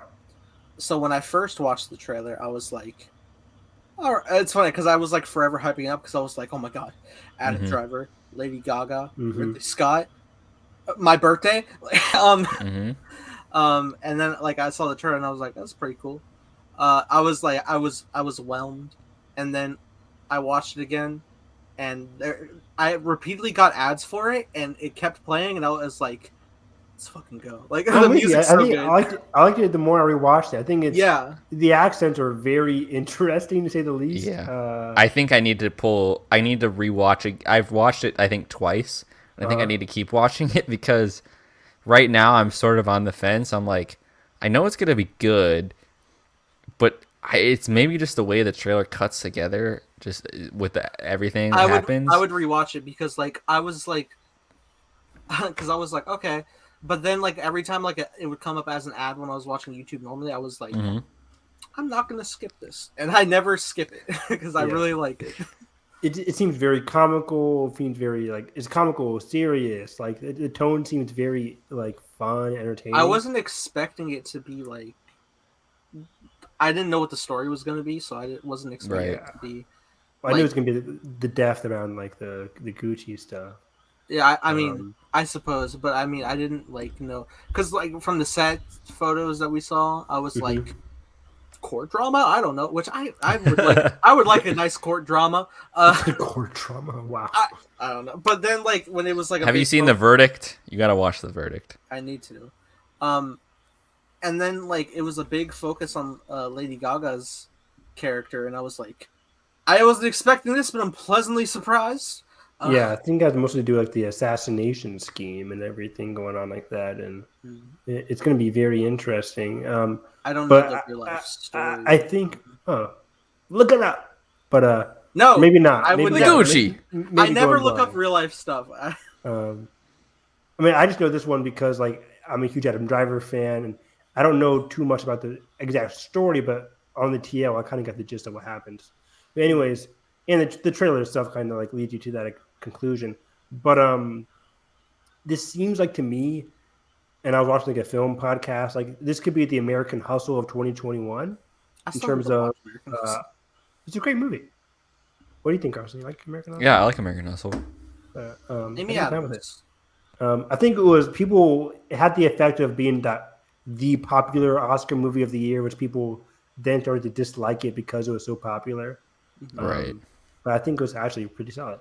But I think because of the cast, because of the accolades and everything, this is going to be like the main like Oscar contender, more so than The Last Duel, especially for Adam Driver. I think Last Duel is kind of early too for release date wise. I think it's just on the cusp. It's on the cusp. October is pretty solid. It's not like December, but I think if Adam Driver does not get nominated for Best Supporting, he's definitely getting nominated for Best Actor. Yeah, and I think you're right because I think Gucci will have more momentum with Lady Gaga coming off all the buzz from A Star Is Born. Al Pacino and yeah, it would just be. Plus, it's like hasn't won an Oscar, by the way. Like Gladiator won Best Picture, but no. I swear the trailer said Academy Award winner. He won Best Picture for. But he wasn't a producer on Gladiator, so he technically didn't win. Oh, Ridley Scott? Ridley Scott. That's a I crime. thought we were All talking right, about Al Pacino. we need to rectify that. Al in the Pacino next- won an Oscar. Yeah. Okay. But Did in he Heat, win for Heat? He's like the second oldest dude in Hollywood right now. We got How old is Ridley Scott right now? 83, I think. Who's Clint Eastwood is like 97 directing. Yeah, how? Brian Macho, right? He is so old. That trailer. What is this man's He health is like plan? Trailer. shaking, dude, and I'm just like, dude, retire. stop. I know this Retire. I know this man drinks and smokes. I know damn well. Like, what the fuck Right. is his health plan? That's fascinating. Yeah. What the fuck is this? What is this? His health plan is like, There's I'm not no gonna. way. I'm not leaving What's the the movie catch? set because if I leave the movie set, I'm literally going to turn into dust, dude. Like, He's got Like like a Clint. monkey's. He's got a monkey's paw. Like, no. I'm like, Clint, you did Unforgiven. There's nothing else you can do now. You're done. You're done. have you guys Stop seen it. Gran Torino? Yeah. Gran Torino's good. Yeah. I actually like Gran Torino. It's a movie. I remember it's a movie. I remember the first time I went to go watch Gran Torino. I instantly got a nosebleed. What? Why is that so fitting? That's what I said. I was like, damn, this is the most like. It's funny because I only recently watched that movie in the last 2 years. I think. Like Really? Yeah. On my voodoo. I don't know, but do you remember? Do you remember just like the meme of like just all of his last movies coming out? Like I see so many memes on film Twitter of like the 15-17 to Paris. Did he do that?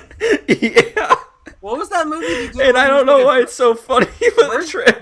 What was that one movie he did where he was like a drug runner recently? I think that's his new one. Yeah, No, that no, was before the that. mule. That was the mule. Oh, the mule. Okay. Oh, and there's 2 sex scenes in that. He wrote himself 2 sex scenes in that. Yes, Yeah. this 90-year-old man. I remember. And haven't one of seen them's the a mule. threesome. One of them's a threesome. Yeah. Apparently, Yes, and I haven't I- seen the movie, but Only reason It's I a know solid that is movie. because I haven't seen the movie, but I was watching SNL and Pete Davidson brought it up, and he thought it Yeah. was the funniest thing. yeah, no, I remember that skit that Pete did. Yeah. Oh my god. My Anyways. parents loved the mule. But yeah, anyways. Love. What were we talking about? Oh yeah, know. House of Gucci. How's it good? Yeah. I really hope Ridley Scott, like this year's, like, I think it's going to be a stacked Oscar year. House Do you of think he'll get Gucci- director for any one of them? Yeah. I th- Not Last Duel. I think Last Duel could come in for like Costume. technical stuff. Costumes yeah, and yeah. and maybe Best Supporting for Adam. I don't think Ben or Matt are going to win anything. I think the scripting is interesting where they the script could come in for Best with the Adapted. co-writing where Ben Yeah. did the male perspective and the female writer did It was like Nicole something. yeah. Can you imagine if they both got Best Picture nom? That would That'd be be awesome. Yeah. Has a that'd be director crazy. ever gotten a double nomination? Ooh, great question. Ooh, great question. I feel like My one. education is failing me. I took a class Me on too. the Academy Awards. I know my Oscar history. Shit. I Dude, don't think so. I feel like one I'm bird. trying to, oh, Spielberg. Mm, 19. Cause didn't he Okay, make Jurassic Park and Schindler's List were the same. Schindler's List were the same year. year? But I But I don't know. don't think they were both nominated. No, Oh, I remember that always tripped. This is clearly sidebar. That always tripped me up when I watched Seinfeld because they brought up Schindler's List. There was a big thing, and then I'm like, Spielberg, but fucking Newman is in Jurassic Right. Park. Oh, speaking of which, I just got a notification like a couple hours ago that Jurassic Park is just randomly on HBO Max. In case anybody The was trilogy interested. is. Yeah. So we are doing that soon. It's on our So list, yeah, everybody. for our commentaries before it leaves HBO Max, because Alan. And then the Jurassic World. no, Yes. Which, by the way, I would also like Crickets. to point out that some like we sell a lot of Jurassic World merchandise for toys. at Target. Yeah. And there was this one mom bringing stuff up, and then there was like another mom buying Christmas presents for their kid behind them, and she was like, "Oh, that's a cool Indominus Rex." I didn't know they were Christmas? selling that. Like the mom said that, and then I was like, "Oh, that's interesting that she just like knows." And then I was ringing up her items, and guess what I rung up? Chris Guess what I rung up, bitches? A Blu-ray of Fallen Kingdom. And I was like, yeah. Oh man, Disgusting. I have it too. I have Fallen Kingdom in 4K. I don't care. I like That J.A. giraffe shot. I like J.A. Bayona's direction. I Is don't it like giraffe? anything else. Or not giraffe. I'm thinking of Last of Us. Brontosaurus. Yeah, Brontosaurus. For the where it like disappears into That the. reminds me, when I was a child, I used to I had a mindset that dinosaurs became current animals. So I was like, a Triceratops, fucking rhino, Brontosaurus, a giraffe, Yikes! What the hell? Kidlot, like 5. They didn't die. They're not extinct. They evolved. He refuses to believe. Rebellions are built on hope. So are dinosaurs. That's our show. Next up, Brandon Fraser joins Killers of the Flower Moon by Scorsese. Let's The go. Brandon Fraser Renaissance. Also, he's joining another movie. It was also in the headline. I can't remember what it was, but Oh, the I didn't know Scorsese movie, the Scorsese casting obviously overshadowed I would it. like to say, Brendan Fraser has been around. He's on Doom Patrol. Yes, and he's in Soderbergh's Patrol? newest movie, What is Doom? No Patrol? Sudden Move It's a on HBO DC Max. show. It was like Oh, Doom Patrol. Yes, Doom I thought you Dune. Yeah, Doom Patrol. Yeah, he is on the show. And go watch No Sudden Move on HBO Max right now, as well as Doom Patrol.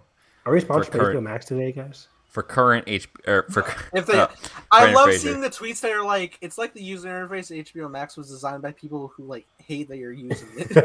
Oh yeah. Like they're upset that you chose this and you're making them work. I Oh, don't and mind HBO Max. though. apparently the tea on this right now is Mine's I read an clicky. article. I read an article the other day. They didn't create an entire new app like for they created a skeleton version of like HBO Now or HBO Go and just like tried to make HBO Max fit within like that thing. Oh, by the way, I tried. So what I did is, I watched the Suicide Squad. Like I woke up in the morning before my shift for work, and so I could record my reaction to it. And then I was gonna go see it in theaters, like after my shift that night, in theaters. HBO Max on PS4, watching the Suicide Squad, dropped 4 times as I was watching it. Okay, so I was your so first irritated. your first viewing was on HBO Max. Let me just pin this down for a That second. Maybe that's shouldn't why. fucking Maybe that's matter. why. Let me just Maybe pin this that's down for why. a second. Yeah. And you were taken out of it 4 separate occasions. Okay, and then I did admit that on my second viewing, I enjoyed it way more. Because originally it was at like my number 10 spot, and then I bumped up to number 8. Okay, thank you for that. Thank you for that. Game recognized. Tragedy. Tragedy. Meanwhile, Carson's gonna strangle me for reacting to Dune. You are not. I will literally fly to Florida and Nathan, what can throw we you in not a swamp. do to make you not do this? Please. I'm gonna see it like Please. same day. I will Doesn't I'm go. throwing you in a matter. swamp. This is the Doesn't one movie matter. that I care that you Nathan, have come to on, see on the come big on. screen for the first time. Come You on, have to. Nathan. You have to Come see on. Arrakis on the big screen for the You first have time to. First in time. theaters. But I've First seen it in time. trailers on a. It doesn't doesn't matter. Nathan, Hans come Zimmer, on. dude. I would pay you $100. Was this the room? It matters a great deal. Nathan. We'll convince you in the day. It's Dennis Villeneuve. Carson has left the chat. I have to do this. Okay, I will skip past that. It's not important. It's my burden to bear, Carson. I'm 6 years into YouTube. Almost done here. So, Content. multiple Let me Marvel give you some animated projects content. are coming for Disney Plus. What's coming to this bus? Multiple Marvel animated. But are they 2D? projects for Disney Plus. Great I mean, question. what if isn't 2D? Ish. It's It's 2D. It's 2D drawn over 3D modeling, Yes. which Exactly. is a cool mashup. I thought it worked well. Oh yeah, I love. Can we talk about what it? After this, or we have 2 more stuff. yeah. This and Cruella, and then we'll be done. Okay. But yeah, I think this is good. I think I tweeted out like I think more studios should embrace more animated projects like Star Wars. I mean Lucasfilm. Yeah. I like. There's no reason Marvel can't do the same thing and also drop exclusive ones to theaters. I think it would actually be really successful if Marvel made an animated movie for theaters. Oh man, that'd be awesome. Yeah. That and Lucasfilm. But yeah, I like more studios focusing on animated projects, especially outside of the What If stuff. 'Cause I think What If is a cool concept, but I want original animated projects for Marvel. If Marvel partnered with Pixar, Oh, can we just say Frozen 2 documentary? You read my mind. I saw a picture the other day. Jennifer Lee got married to Alfred Molina, and I am losing my mind. This is so random. Wow, what are they? I didn't know they were dating. Just the most random thing, and it was a very sweet photo. It was nice. It was very nice, and I was like, good for them. But I was like, how in the world did y'all meet? It's so random. You saw the Frozen 2 documentary. He was like, got married. Shut up. And Evan's gonna watch this documentary, and I swear. Both consulting on Into the Spider-Verse 2, actually. Fun fact. Oh, okay. God, Alfred Molina. God, he was so good in Promising Young Woman. Promising Young Woman. So Holy good. Shit. So good. He's so good in that. I remember being in theaters. I was like, he's in this movie, and he was so good. I was like, oh shit. Does anyone care if I toss in some? Have Alfred Molina and Brendan Fraser been in a movie together? Because I would just love them in a buddy cop movie. Buddy cop, nice. I want them to be father and son. Any relationship between them would be amazing. Oh man, that'd be cool. Right along 3.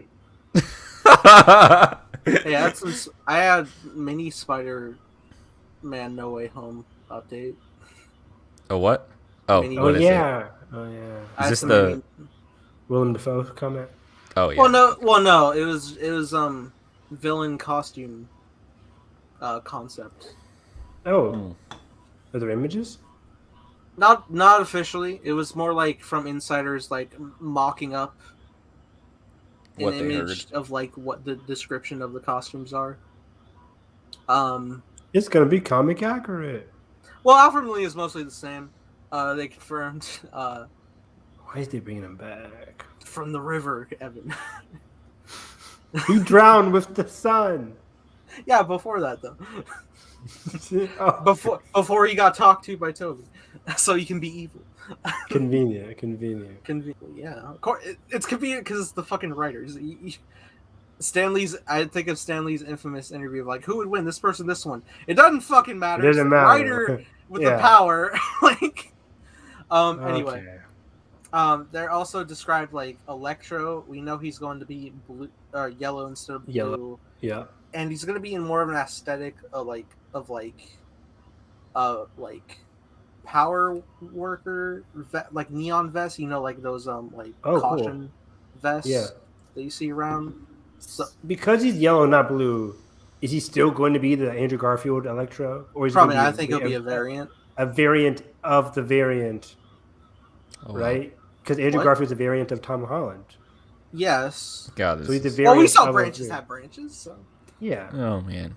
It's just confusing because we're having an Electro be a branch of a branch. And then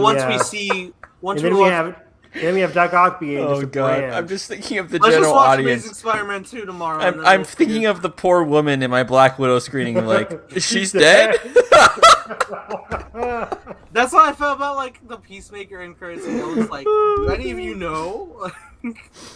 Yeah. No, halfway through the movie, I'm I didn't know he was gonna that was gonna happen, and so I was like, Kelly, they're making an HBO Max series, and then the whole thing happens, and then the post credit scene, I was like, oh, so it's not a prequel. I was like, oh my god. I said that in my reaction. I was like, prequel? Prequel? I mean, James Gunn did say they're doing both. Oh, we'll get to it. But okay, also one more was they did have an update on the Green Goblin look, which Green Goblin's in the movie? Yeah. Yes, Willem Dafoe's Green Goblin. Willem Dafoe made a comment recently about I thought he said I don't like to talk about stuff till it's out or something. I read, which makes people think you can't talk about it until they actually see him in No Way Home. Which is true. Which would make sense because NDA. Oscar nominated. I don't want him to be in No Way Home. It's just stupid. But anyways. Oh, Evan, we're too deep.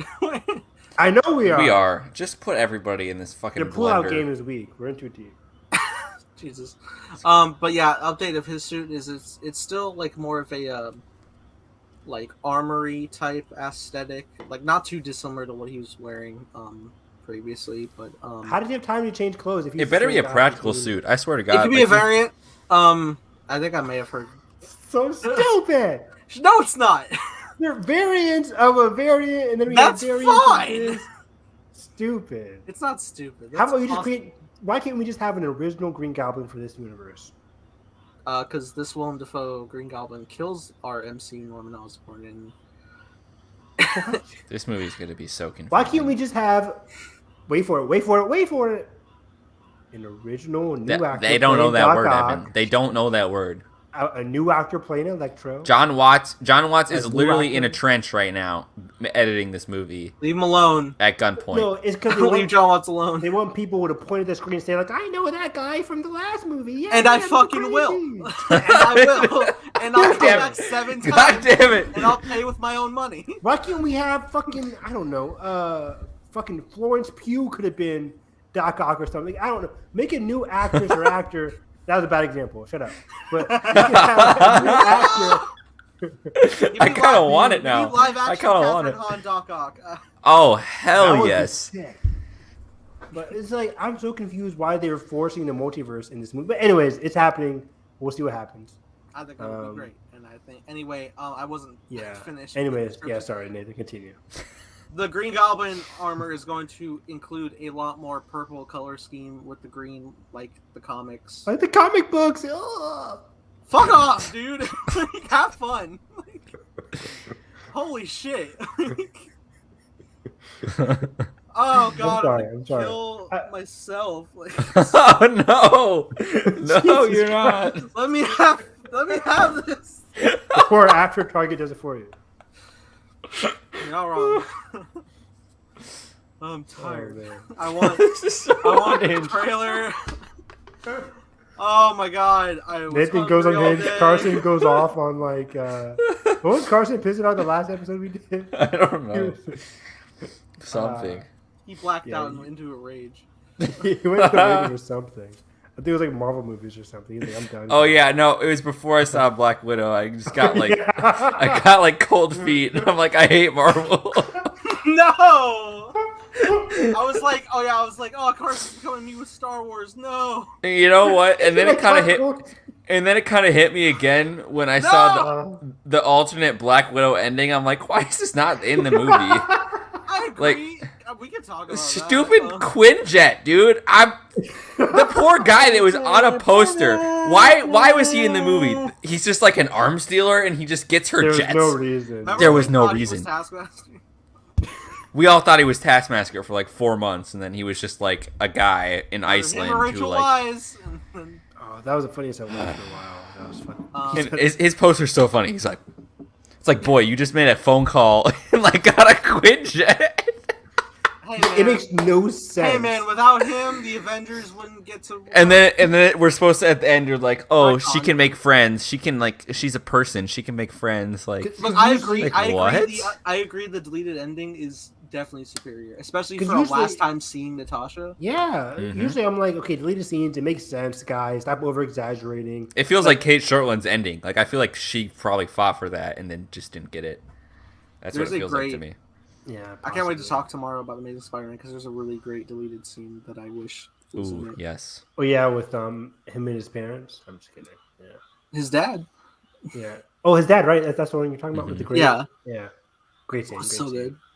Andrew just kills it like every time. Andrew, it's sick how good Andrew is in these movies. It's unfair.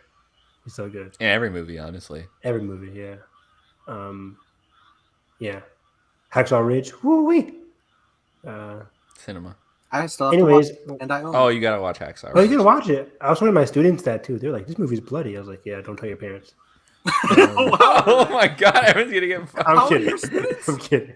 It was their 10th grade, so I was like, Oh "You yeah, can yeah, watch that's Hacksaw fine. Ridge." Yeah, yeah. It was like I after remember they it took the well. My exam. final year. I gave them a choice. I was like, "We could watch 42, or we can watch Hacksaw Ridge." I love how everybody just glanced over what I said. What would you say? I heard was you. Like, I was like, ah, yes, 10th grade. my You've final heard this. year. You've heard. I've heard this joke 4,000 times from you about like. I don't joke that much about it. Okay, last topic then was just came out recently. Cruella 2. Oh yes. From Emma Stone. Electric Boogaloo. Awesome. Why? I think it's just funny because it's just off the back of like the Scarlett Johansson case and like with because Emma was potentially gonna like sue or like look at her options for Cruella and Quiet Place 2 or whatever. And then Gerard Butler. God damn it! Nobody cares, Gerard Butler. You're making the same goddamn movie for 10 years. White House down since like forever. No, Den of Thieves. Olympus has fallen. London. I've heard great things about that movie. Angel has fallen. Den of Thieves. How fucking dramatic! And I guess there's like drones and Angel has fallen, and there's dude, it's a crazy. Good movie. What else? Greenland. Greenland was also very good. I feel like I've seen every movie you have in theaters. In theaters, I have this man's back.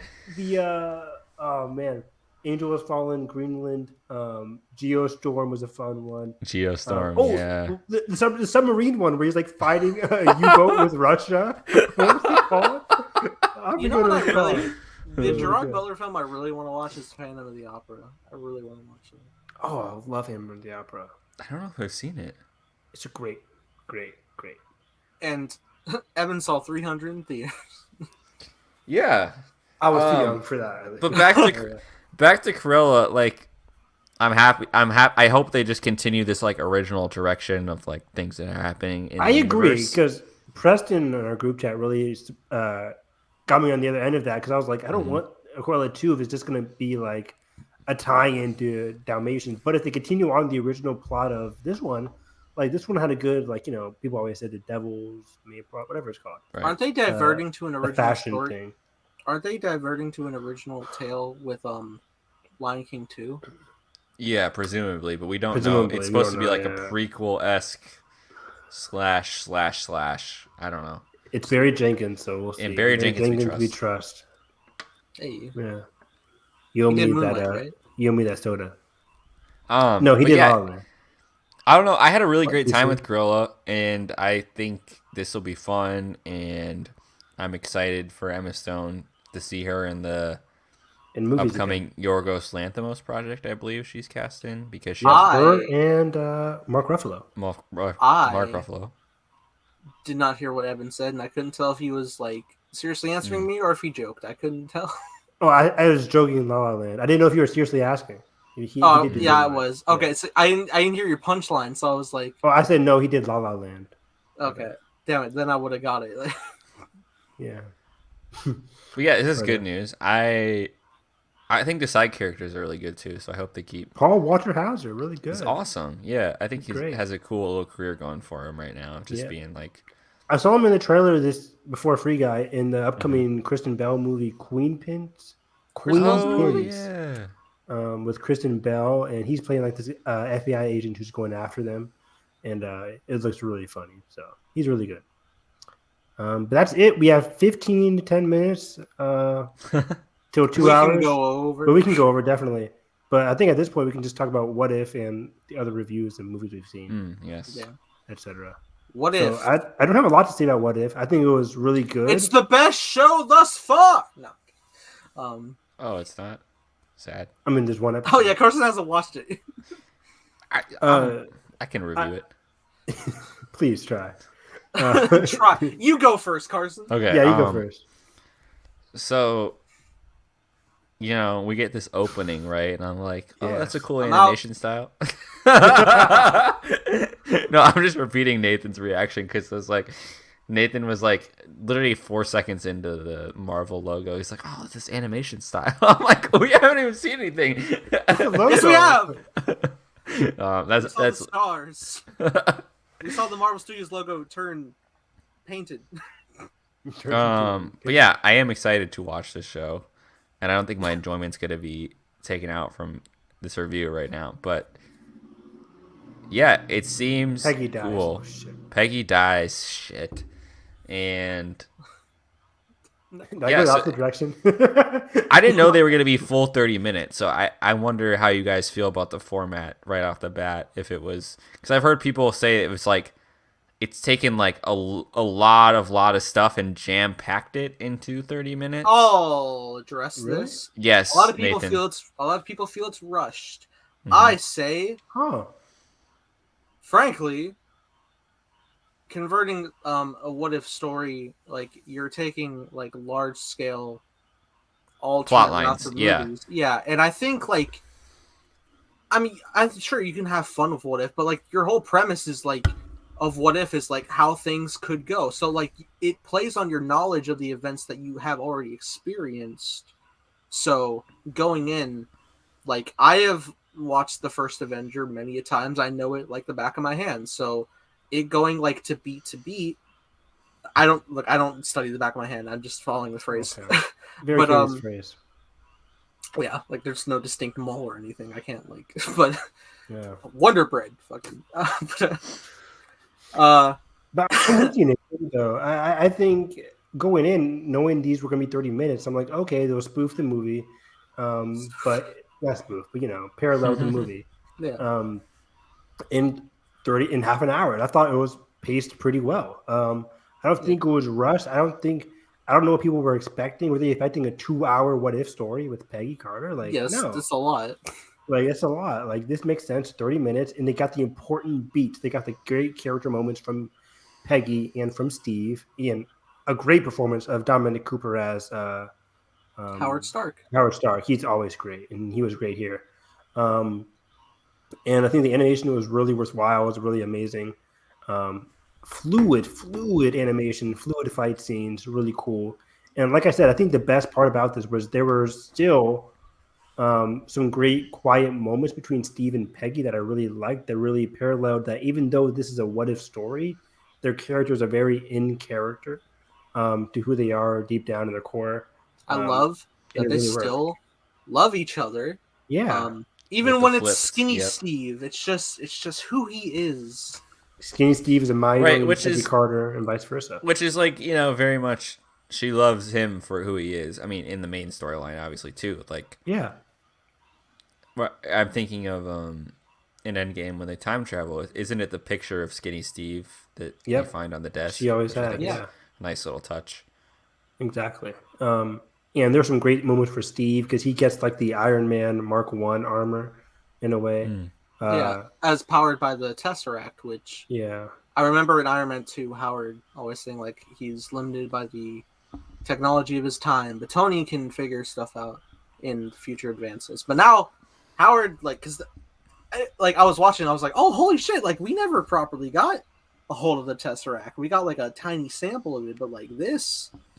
Holy shit! Yeah. What could we do with this? Like, Because in the TV show, they intercepted Arnim Zola's convoy and got the Tesseract that way on the What If show. But in the movie, Red Skull takes the Tesseract and it just stays with him the entire movie, right? yeah, Until it the was very like end. I think it was along the route of Steve going to free Bucky that he finds like a sample of it, like because they're like weaponizing it into like the okay. weapon. It's like a ammo The vial. piece. Yeah, it's like a magazine. Yeah. So they just take it and Howard's like working on to extract and stuff. Mm-hmm. So it's really cool to think like, okay, yeah, we get to like build like basically Mark I style Iron Man suit called the Hydra Stomper, which is really cool. Really cool. Yeah. And the fact that like Steve gets to pilot it, probably Yes. the only person who could fit in it because he's so skinny.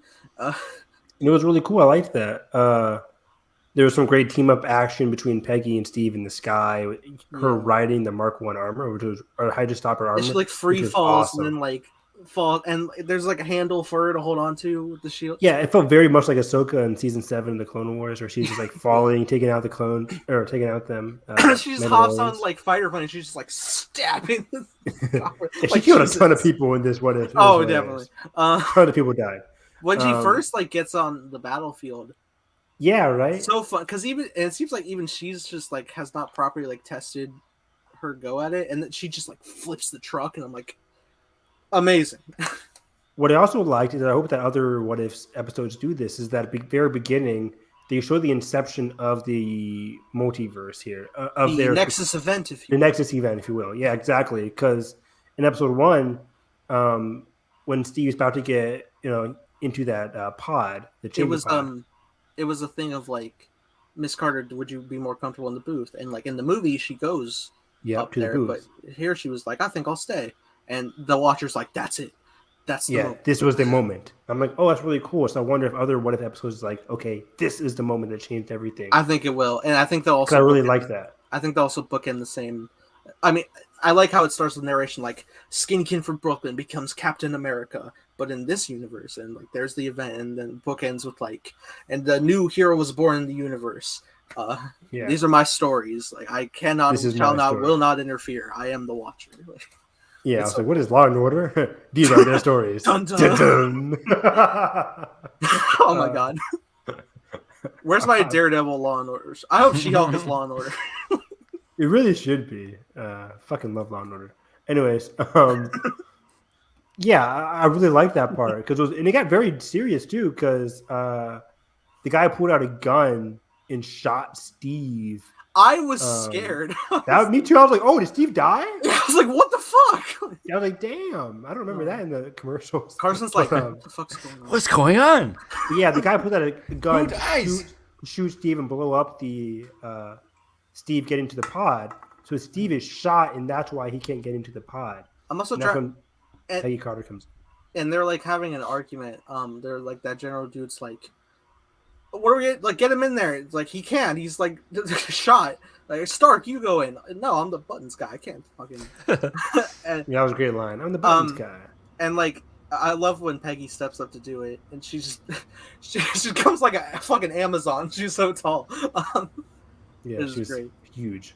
But also the general guy who's played by, I forget the actor's name, but he was in King of the Monsters. He's really good. I didn't. Oh, is he the freaking guy in King of the Monsters who's always like quipping? Yeah. Everyone's like, "My God," and he's like, "Zilla." Okay. What I found interesting was like, and I wouldn't have like remembered this without watching the Marvel Legends episode of Peggy Carter, which I think adds beautifully to watching this. I watched it back to back. He's in the Agent Carter one shot that they released way back when. That was like establishing Peggy going out in the field on her own. That eventually leads to her becoming the co-founder of S.H.I.E.L.D. with Howard. He's like the same type of general dude in that, and so the fact that he reprised his role here. Also, blink if you miss it. Tommy Lee Jones' character is one of the people that gets shot in the opening. I was waiting to see. I thought Tommy Lee Jones was that character. No, I think they swapped him out because they swapped him out. Okay. I was like, what the fuck, Tommy Lee Jones? Nice, interesting. But yeah, it also ends in a crazy way, like the Hydra plan to get out of control. Oh, to that point. Wait, I wanted to address the train scene, the train heist. Yeah. That was a significant moment. You know, we know in the movie, Steve and the Howling Commandos are going, and that's where we lose Bucky. He falls off, and we presume he's dead. Here, he's about to slip off, and Peggy catches him, and he's like, thanks, you almost pulled off my arm. I'm like, come on, I know. No, but I love that. I love how ridiculous on the nose. And it's cool, because now they have the Hydra Stomper, they just have Steve hold or slowing it down a bit. Yeah. And there's a great parallel in that scene, because when you see it and the explosives go off and it's presumed that Steve's taken out, and for a second I was like, is Steve going to be the Winter Soldier? Dude, I thought the same. I think that was a slight missed opportunity, because I think Steve could have become the Winter Soldier of How the tragic multiverse. That'd have been awesome. But there was a great parallel to that. Is him in the Hydra Stomper suit around the cart of explosives. He was able to really take the blow of it all, so that everybody else couldn't. Which parallels when he jumps on the grenade in boot camp, fulfilled kind of. Yeah, which is nice. Weird. Great parallel there. But also, I say that he could have become the Winter Soldier. But also, I like the ending where he gets to help out Peggy when they go to defeat Red Skull and his Tesseract tentacle monster thing. Yeah, because he summons a giant tentacle monster thing at the end to try and take over the world. Not too dissimilar to the Hydra logo in a sense. Oh, true. Yeah, exactly. And I love how it was rapidly. He was just like, my creature is here, and then he just fucking nope. Yeah, he gets taken out. But yeah, it was a good ending. I like how they paralleled the ending there, where she sacrifices herself to save the world. Yeah. Also, when she got the sword, beautifully completed the look. Also, That was amazing. I mean, please keep the sword. It's badass. So it's cool seeing that she had a sword and shield, which, haha, sword, shield, the agency. Oh,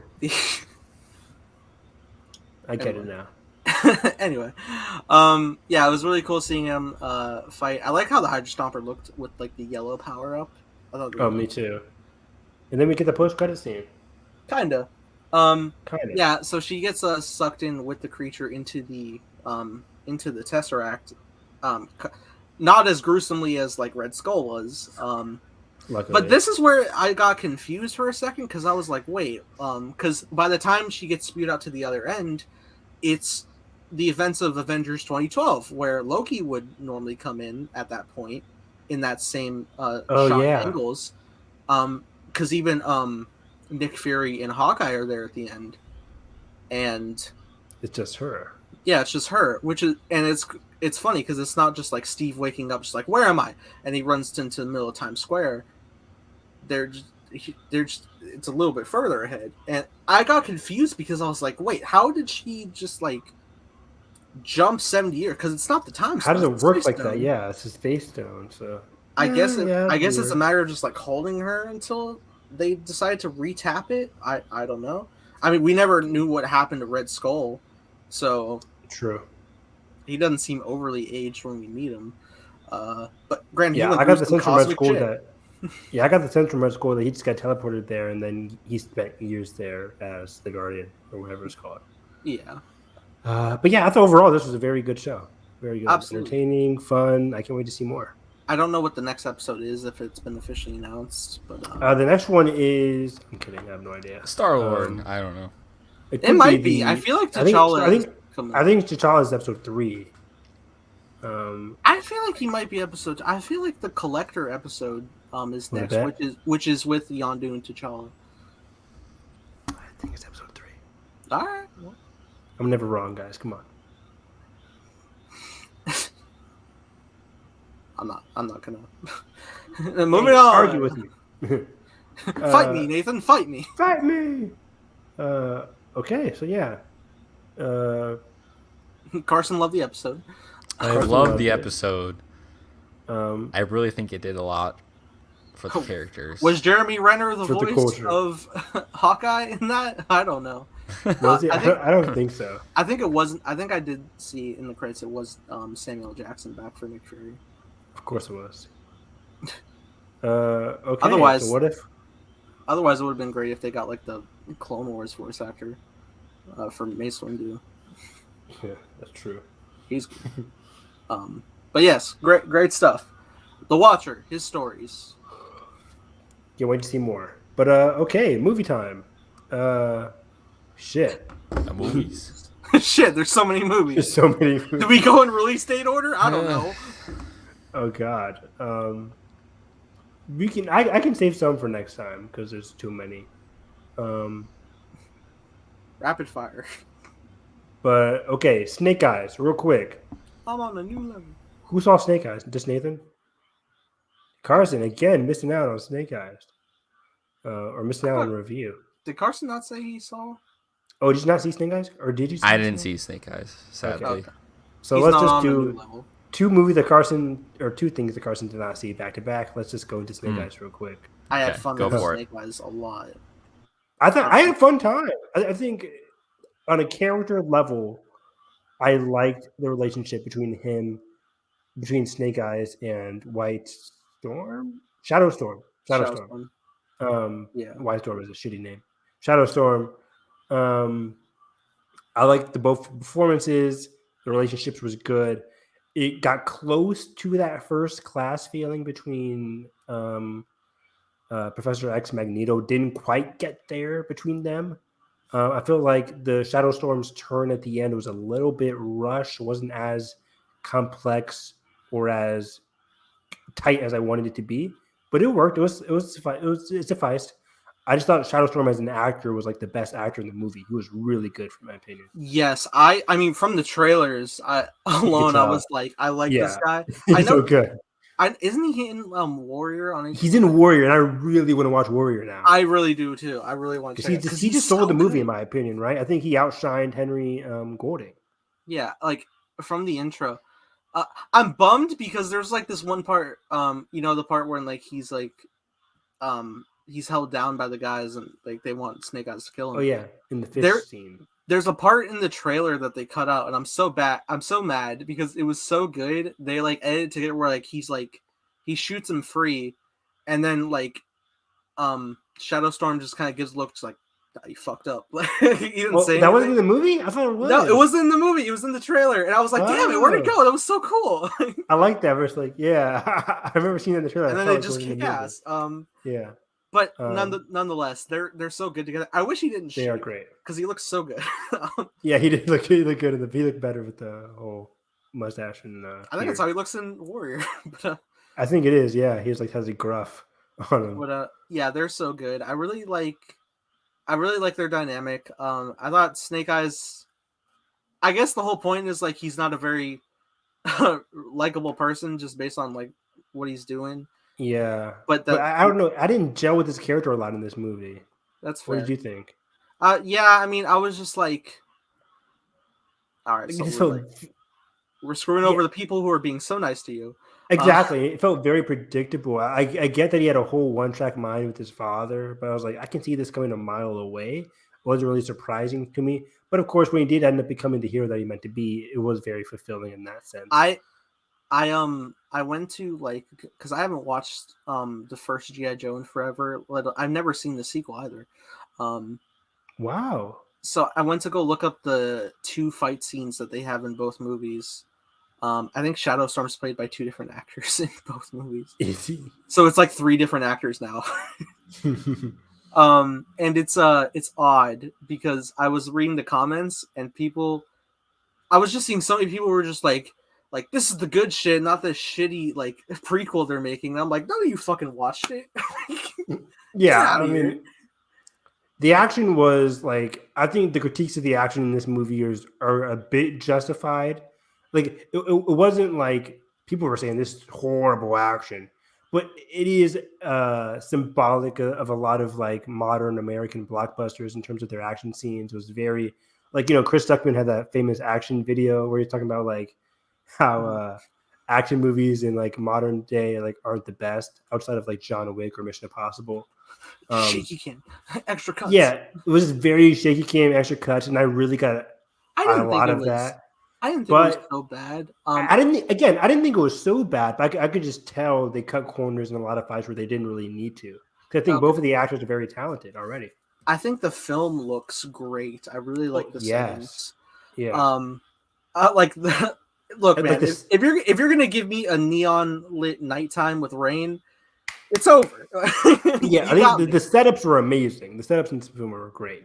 I love the different like trials he goes through. Like especially, I think the first one was great. Of just like don't spill the water.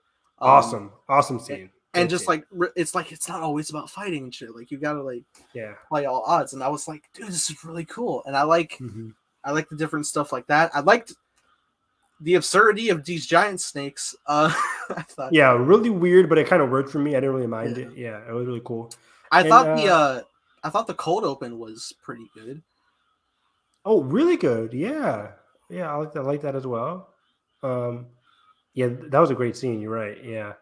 I think the only place this movie lets down is very similar to the MCU and very similar to like what Sony does in terms of their weaknesses is connecting the universe. Oh, the whole G.I. Joe. It did much. The whole G.I. Joe of it all. I mean, that's the point, right? Like, it didn't do much. Like, this movie could have been. Oh yeah, they did have setups like this is Cobra, we're fighting him. Yeah, this is Cobra. Like, take notes. Yeah, it's like okay, like it was the back burner thing for me. I was more focused on the Snake Eye journey. Me too, and then that was where the movie shined. And the addition, I forget her name, the girl who played the redhead in this movie, Samara Weaving. Samara Weaving. Yeah. She didn't really add much to the movie, unfortunately. A little wasted. Yeah, because I was like watching, I was like, in a minute, is she coming? I was like, yeah. And then she gets introduced. I was like, cool.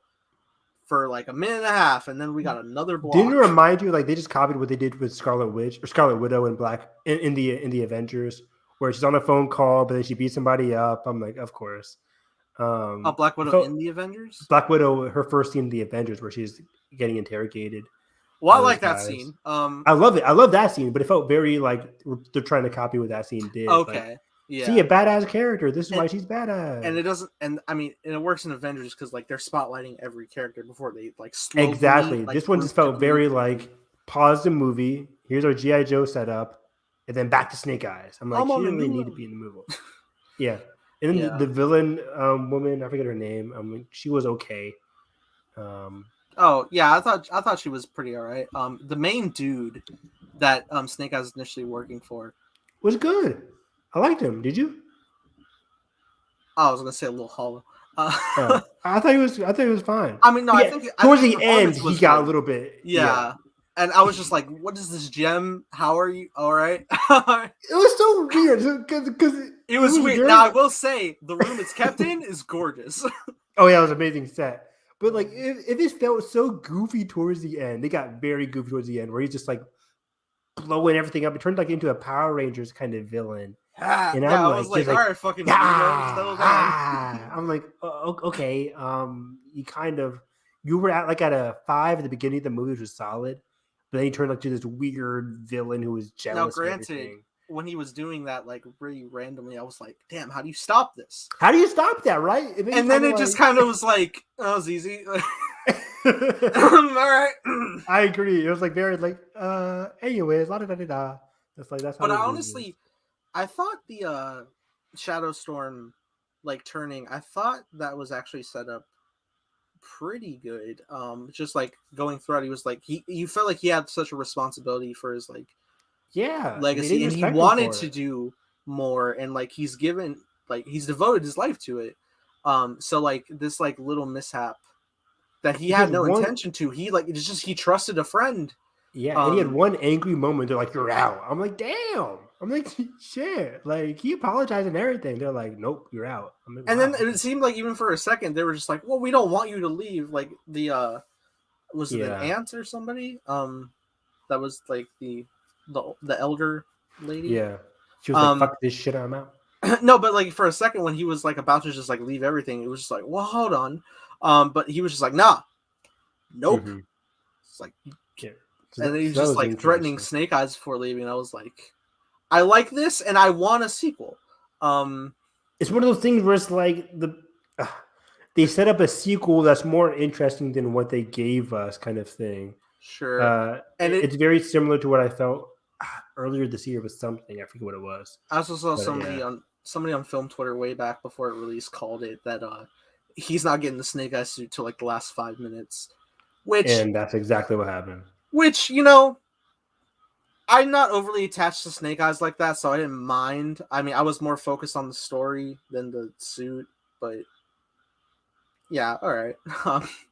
Again, I would love to see a sequel because apparently they're going to try to get him back. And I would like them to. I don't even need to connect to the previous G.I. Joe films. I want to see I would watch a solo Snake Eyes trilogy of just like building between these two brothers. Yep, I agree. So that's where I'm at. That's Snake Eyes. And it ain't gonna happen. It flopped. It's not gonna happen. Well, okay, at least we have this one. Thanks, Carson, for the review. It's currently chilling at spot number 25 on my films of the year. It's on my. I can't count. It's down there. It's down there. It's down there. Do I have it rated? Snake Eyes. Out of my 33 reviewed films, it's number 25. Mortal Kombat. I don't think I have Snake Eyes rated on my Letterboxd. Snake Eyes is a couple spots above Mortal Kombat for me. Should we just save the Suicide Squad for our next episode because I'm deteriorating? Yeah, no problem. Yeah, we can. You don't want me to get into my discourse.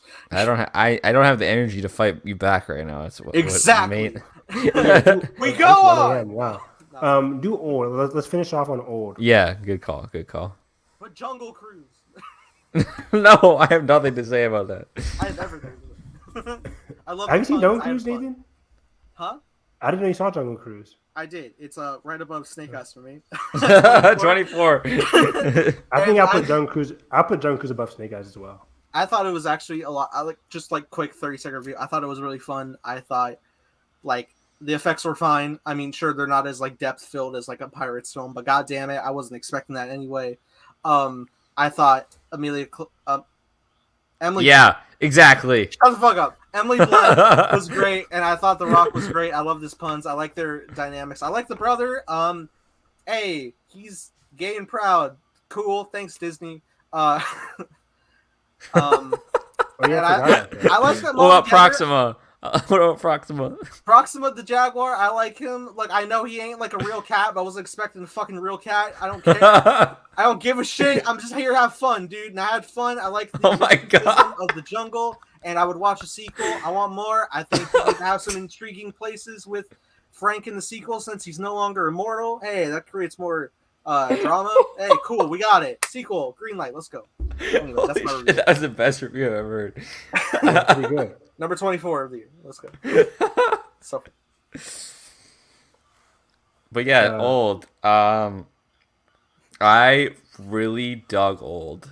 And it's one of the, I think Evan and I discussed this right before our last episode, but we didn't review it because Nathan had not seen it yet.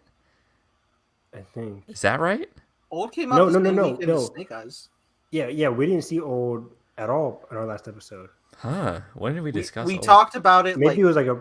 This is one of the things where we talk about. Oh, before the commentary. Yes. We've That's what I done meant. so much of that. It's like, fuck. Did we? Oh, damn. Right. That's why I hate talking about shit behind the scenes because we muddle it. So my thing with Old is, I think M. Night really swings for this idea of like, yes, the dialogue is very on the nose and stilted, but by the time you get onto this beach, it's like this.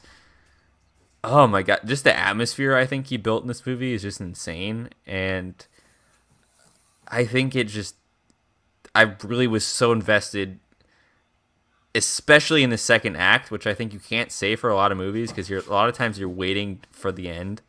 In a lot of movies, of like, I thought he did a really good job just like carrying it all over, and the concept, like, you know, I think Evan's gonna say that it kind of fizzled out for him at the end, but I actually dug the ending. Like, compared to a lot of M. Night endings, I thought this kind of worked tonally and thematically with everything.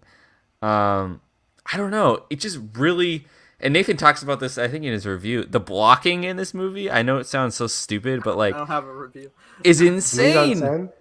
The blocking in this movie, like creates like this weird effect, and it's like really cool. And for that much, M. Night uploaded a scene breakdown on one of the channels for interviews, and it was really cool how he was like breaking everything and like camera angles. Also, it's like really like shitty to film on a beach when it's hot out, and they did a lot of long hours. So like props to the crew. I'll let Evan go. Yeah, I'll go. Thomason McKenzie was amazing. That is my review. No, I'm kidding. Alex Wolff is good. Everyone. Yeah. Alex Wolff was also great. I think the cast in general was really strong. So I think, the beginning of this movie, it's very weird dialogue where it's just like, this is what's going to happen later in the movie. This is what's going to happen later in the movie. Get it. But I still didn't hate it. I just felt like it was very jarring. Decipher the message. Yeah, it felt very jarring in the beginning, but I also liked discovering the clues and the relationships between the family members leading into the beach. And once we hit the beach, I think that's some of the best M. Night that we've ever seen. I think the beach scene, especially the inception, like the best part about M. Night's movies is the discovery of it all, trying to discover what's going on in between the characters, the events, even the themes. And I love seeing like the tension, like Nathan already mentioned, you guys already mentioned the blocking is really good. The direction of this movie in general, I think the direction is fantastic. It's just for me, I like the beach. The setting is fantastic, but as it goes on and on and on, I just lost interest as time went on for them and as time went on for the movie. Like Evan aged as well. He did. It felt like that. Like as nighttime happened, I'm like, okay, they're still on the beach, they're still struggling, but I'm losing interest, starting to get a bit slow in terms of pacing. But see, that's what I started feeling. It got too goofy too. But it got goofier as well. I'm like, but by night you have this incredible emotional payoff between the parents, And that scene is incredible to me. That was a good I scene. love, and that like reinvigorated my interest in the movie going into the third act. Was that scene right there? And so maybe I was more high on that scene. Yeah, there were some great scenes between the daughter, the two main characters, like the daughter and the brother, as they're looking at each other, trying to discover how to get off. Just them saying like, "Holy crap!" Like, going over like their whole past experience was intense.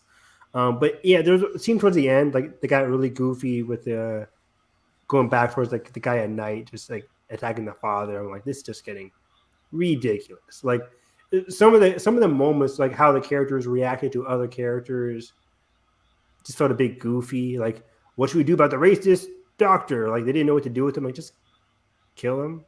Well, or just I'm pretty sure he had Alzheimer's or something. Yeah, now are we defending the crazy racist? No. I'm not defending. I'm just like explaining the story choice. I think the dementia stripped him to his barest instincts, which happened to definitely be racism. But especially when it's accelerated to like happen more often. Yeah, I don't know. But then the ending it's very interesting because I think this is an ending where M. Night gives a bit too much when he needed to do a bit more. Little. I worded that badly, but like I think he just gave us a bit much and turned into the ending that I didn't think he really needed to. And I remember hearing him talking in an interview about how in the source material, like the comic or whatever, the graphic novel ended with them on the beach, and he wanted to explain how that was unsatisfying to him. So he wanted to explain how they got off the beach and how there was like answers behind it all. He didn't want to end it just like the graphic novel where it ended with them on the beach. And I didn't think he needed to end it with them on the beach, but there's also, I don't know, it just felt very like, well, it's over. The people get arrested and we're flying off. We're 50 years old. Let's go see our aunt. It just felt very like, not easy, but it just felt very like simple and like, okay, that's the ending. These people were just experimenting on people. Yay. Wrapped up in a bow. Yeah. And that's just how it felt like to me. Nathan, say your piece because this is your favorite movie of the year, right? Oh my god! Yeah, come on, Nathan. Let's go. For a second, it was until I moved it down to number 4. Good. That's still good. I think it's my number 6 or 7. It's my number. See, initially it was my number 1, and it was my number 1, and I was like, God damn it, Quiet Place 2 is so good. It really is. And then I was like, God damn it, I live in the Heights so goddamn much. Good morning. And that's all the Green Knight. U.S. Navy. Okay, continue. Okay. Yeah, dude, I love it. I love everything about this. It's interesting because, like, it seems like a lot of controversy of M. Night's films come from him doing adaptations. Because, like, this was an adaptation of the graphic novel Sandcastle, which I would like to check out. His next project he's working on, he said, is a book he's reading. He's adapting. Oh, interesting. Yeah, I don't know. 2023, I think is his next film. Sweet. Yeah, I don't know. I was watching some interview and he was saying like where he was in the writing process, which is really cool. It's always cool whenever he talks film. Huh? Is it the sequel to The Visit? No, I don't know. I love his little updates on Twitter, like draft 8 of my script. Me too. I love that. I was like, yes, M. Night, good for you. I remember all the Glass updates. I was like, yes. Yeah. Remember the updates for this movie? Yeah, me too. Yeah, I was so excited. And I don't know if there's any. I don't know if Servant on Apple is original or not, but I know a lot of people enjoy season 1 of that, and season 2 is out. I think I want to check it out.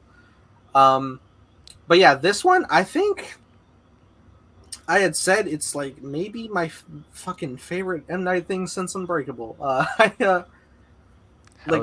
Legitimately, Carson, you can't speak to that. You don't like Unbreakable. Shut up. Keep going. Rewatch Unbreakable. It's a masterpiece. Anyway, back to this movie. Yes, dude. I love Old. I thought it was fun. I feel like every time people were like the dialogue performances were stilted, I'm like I think it's just accents. Like I think they're fine. I think they did well. I think my best description of how I felt majority of the time watching Old was intrigued and disturbed quite a bit because exactly, especially when shit's rolling and you're just like, holy fuck, growing tumors and pregnancy rapidly. Oh God, everything was so jarring and scary. I love the science breakdown behind it as well. Of just like, why are the kids so hungry? It's because their metabolism and shit, and like they're like constantly growing with their cells. Whereas like we've already like grown enough, we're not in constant need of it. Like you can't walk through these caverns because like whatever material the stones are made of blacks you out. I find that shit fascinating. It's like a cool sci-fi trip that like it doesn't even have a full explanation. Like even when you get like an explanation of like why they're there, you don't have an explanation of like how the fuck are these like minerals working? What's up with the coral? Like it doesn't fucking matter. It's just like you're having fun, which I think is cool. I'm trying to be fast, and I think it was really fun. I really like how it plays out. I like the main theme, especially with the core family of just like dealing with like the divorce and stuff. And I like the payoff with the parents by the end. Very good. I know M. Night has like fueled a lot of like personal stuff from his life into it, especially because I think he's also a child of divorce, as am I. So it's like, hey, I'm really feeling this. So yeah, same thing happened to me with Marriage Story. I was like, God damn it. God, what a picture. What a picture. So yeah, what I'm saying is old as Marriage Story with sci-fi. Okay. No, but actually, I think it's so fun. I like the payoffs. I even like the small beat that was just like, yeah, like I know they're gonna get their answer from translating the message, but the fact that like they've aged so rapidly and they're just at a point they're just like, all right, yeah, you want to just build a sandcastle real quick though? Like, all right, like whatever. It's so good. I love it. It's so fun. I like just like the drama and the tension between everybody. I like, and as in terms of like the twist itself, which at this point, whenever I go to an M. Night film, I know most people are like, "What's the twist gonna be?" I go in. I'm never like am thinking like, "What's the twist?" Even though in the back of my mind it's there, I never go in for like where we're gonna go. I'm just like, I'm here for the core story, and I'm in. And as long as I'm hooked on that, I think that's the best thing. And I definitely was with Old. Come the twist, I thought it was intriguing. That like these like people, I could believe corporate shit could happen like this, where they were like, yeah, we're gonna experiment on people, but it's also to, in a weird way, help humanity to like, because they were able to like stay off seizures for like in this like small group time many years stretched out, which is cool.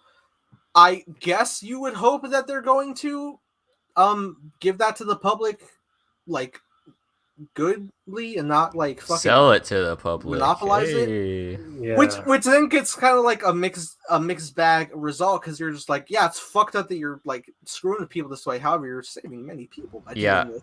I think it's cool because it cuts from like everyone like explicitly getting to know each other and watching everyone die, and it cuts to like, oh, patient 8 blah blah blah went through the seizures. I'm like, dude, like that's a person.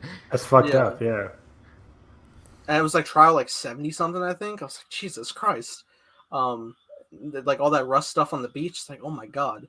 And even just like the development of like the different what is it? The different like effects that happen. Like they found a dead body. Like, oh my God, what's going on? Like it's really intriguing. And yeah, in terms of like the wrap up of the movie, I like at the beginning how the kid was just like, hey, what's your name and profession? Because there are fucking quirky kids like that who just say random shit.